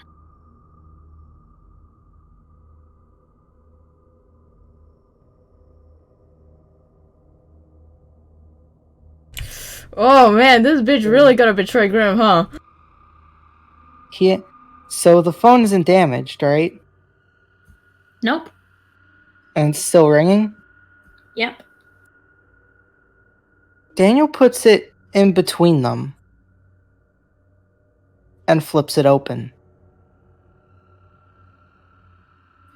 Did you honestly think that would work? No, but it was worth a try. The phone's bleeding now, isn't it? You just stabbed my kid in the eye. Oh shit. I'm sorry. Wow. Oh, it's fine. I'm just gonna have to explain to her why her playthings can actually hurt her.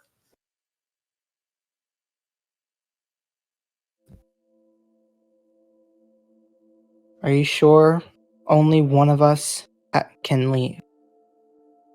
Is there She's not happy with any other outcome, though now she wants someone specific to win. Oh? Daniel, you can end this right now. What? You're in a confined space with the last person alive beside you. You can end this.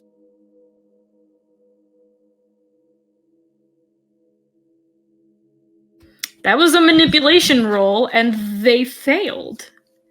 So I don't think they're convincing you. He pushes the phone a bit. He grabs the phone himself, just... You're not? Don't try that on me.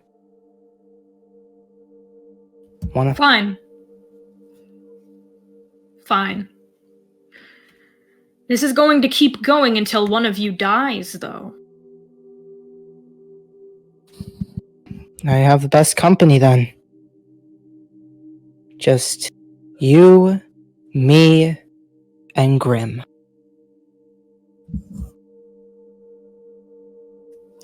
Sure. Wait here, then. Starve. The phone hangs up. Are you both committed to not killing the other?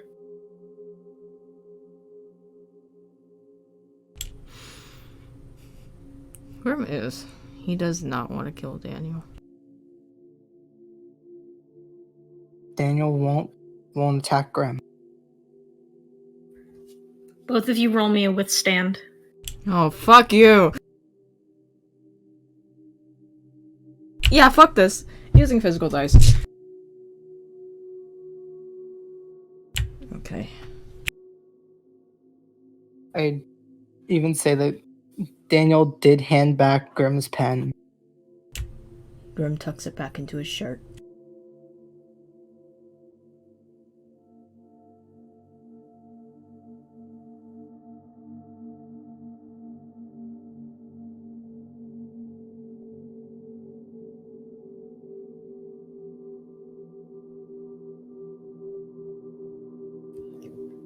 Roll me another.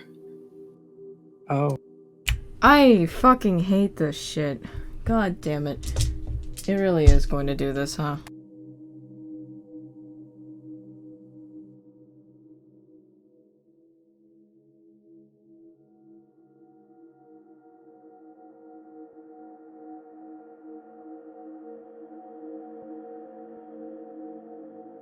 Time to multi-class, motherfucker. You guys feel it.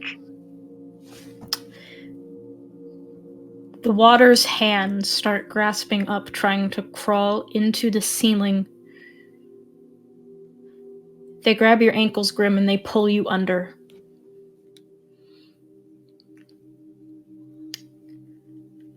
You don't come up again.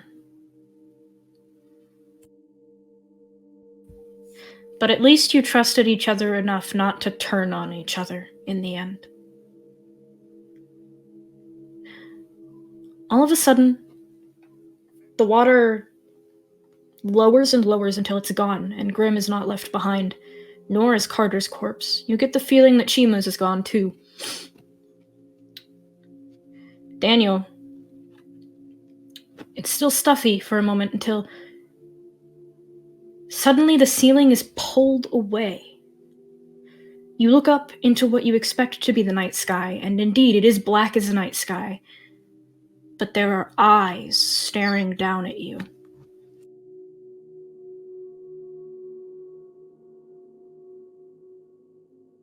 Guess face to face. Hi. You win. A hand from the sky comes down, picks you up, and holds you for a moment. We treasure things like you. Treasure? Treasure.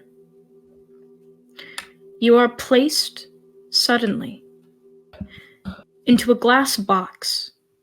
You look down and realize this is a standee, a display case. You can see from this case the school and a couple of other play sets made to look like other places in the city you called home. You see painted figures of people. You see all these little props, arts and crafts. From here, they look crudely made, as if by a child. How could they have ever fooled you?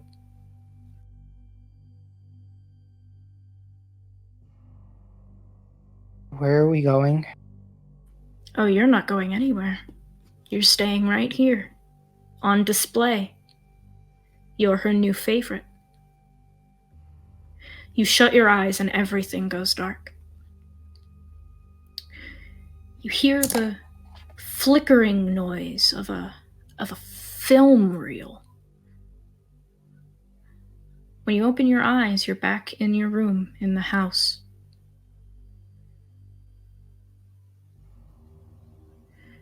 You assume the others are too. When you look in your hands,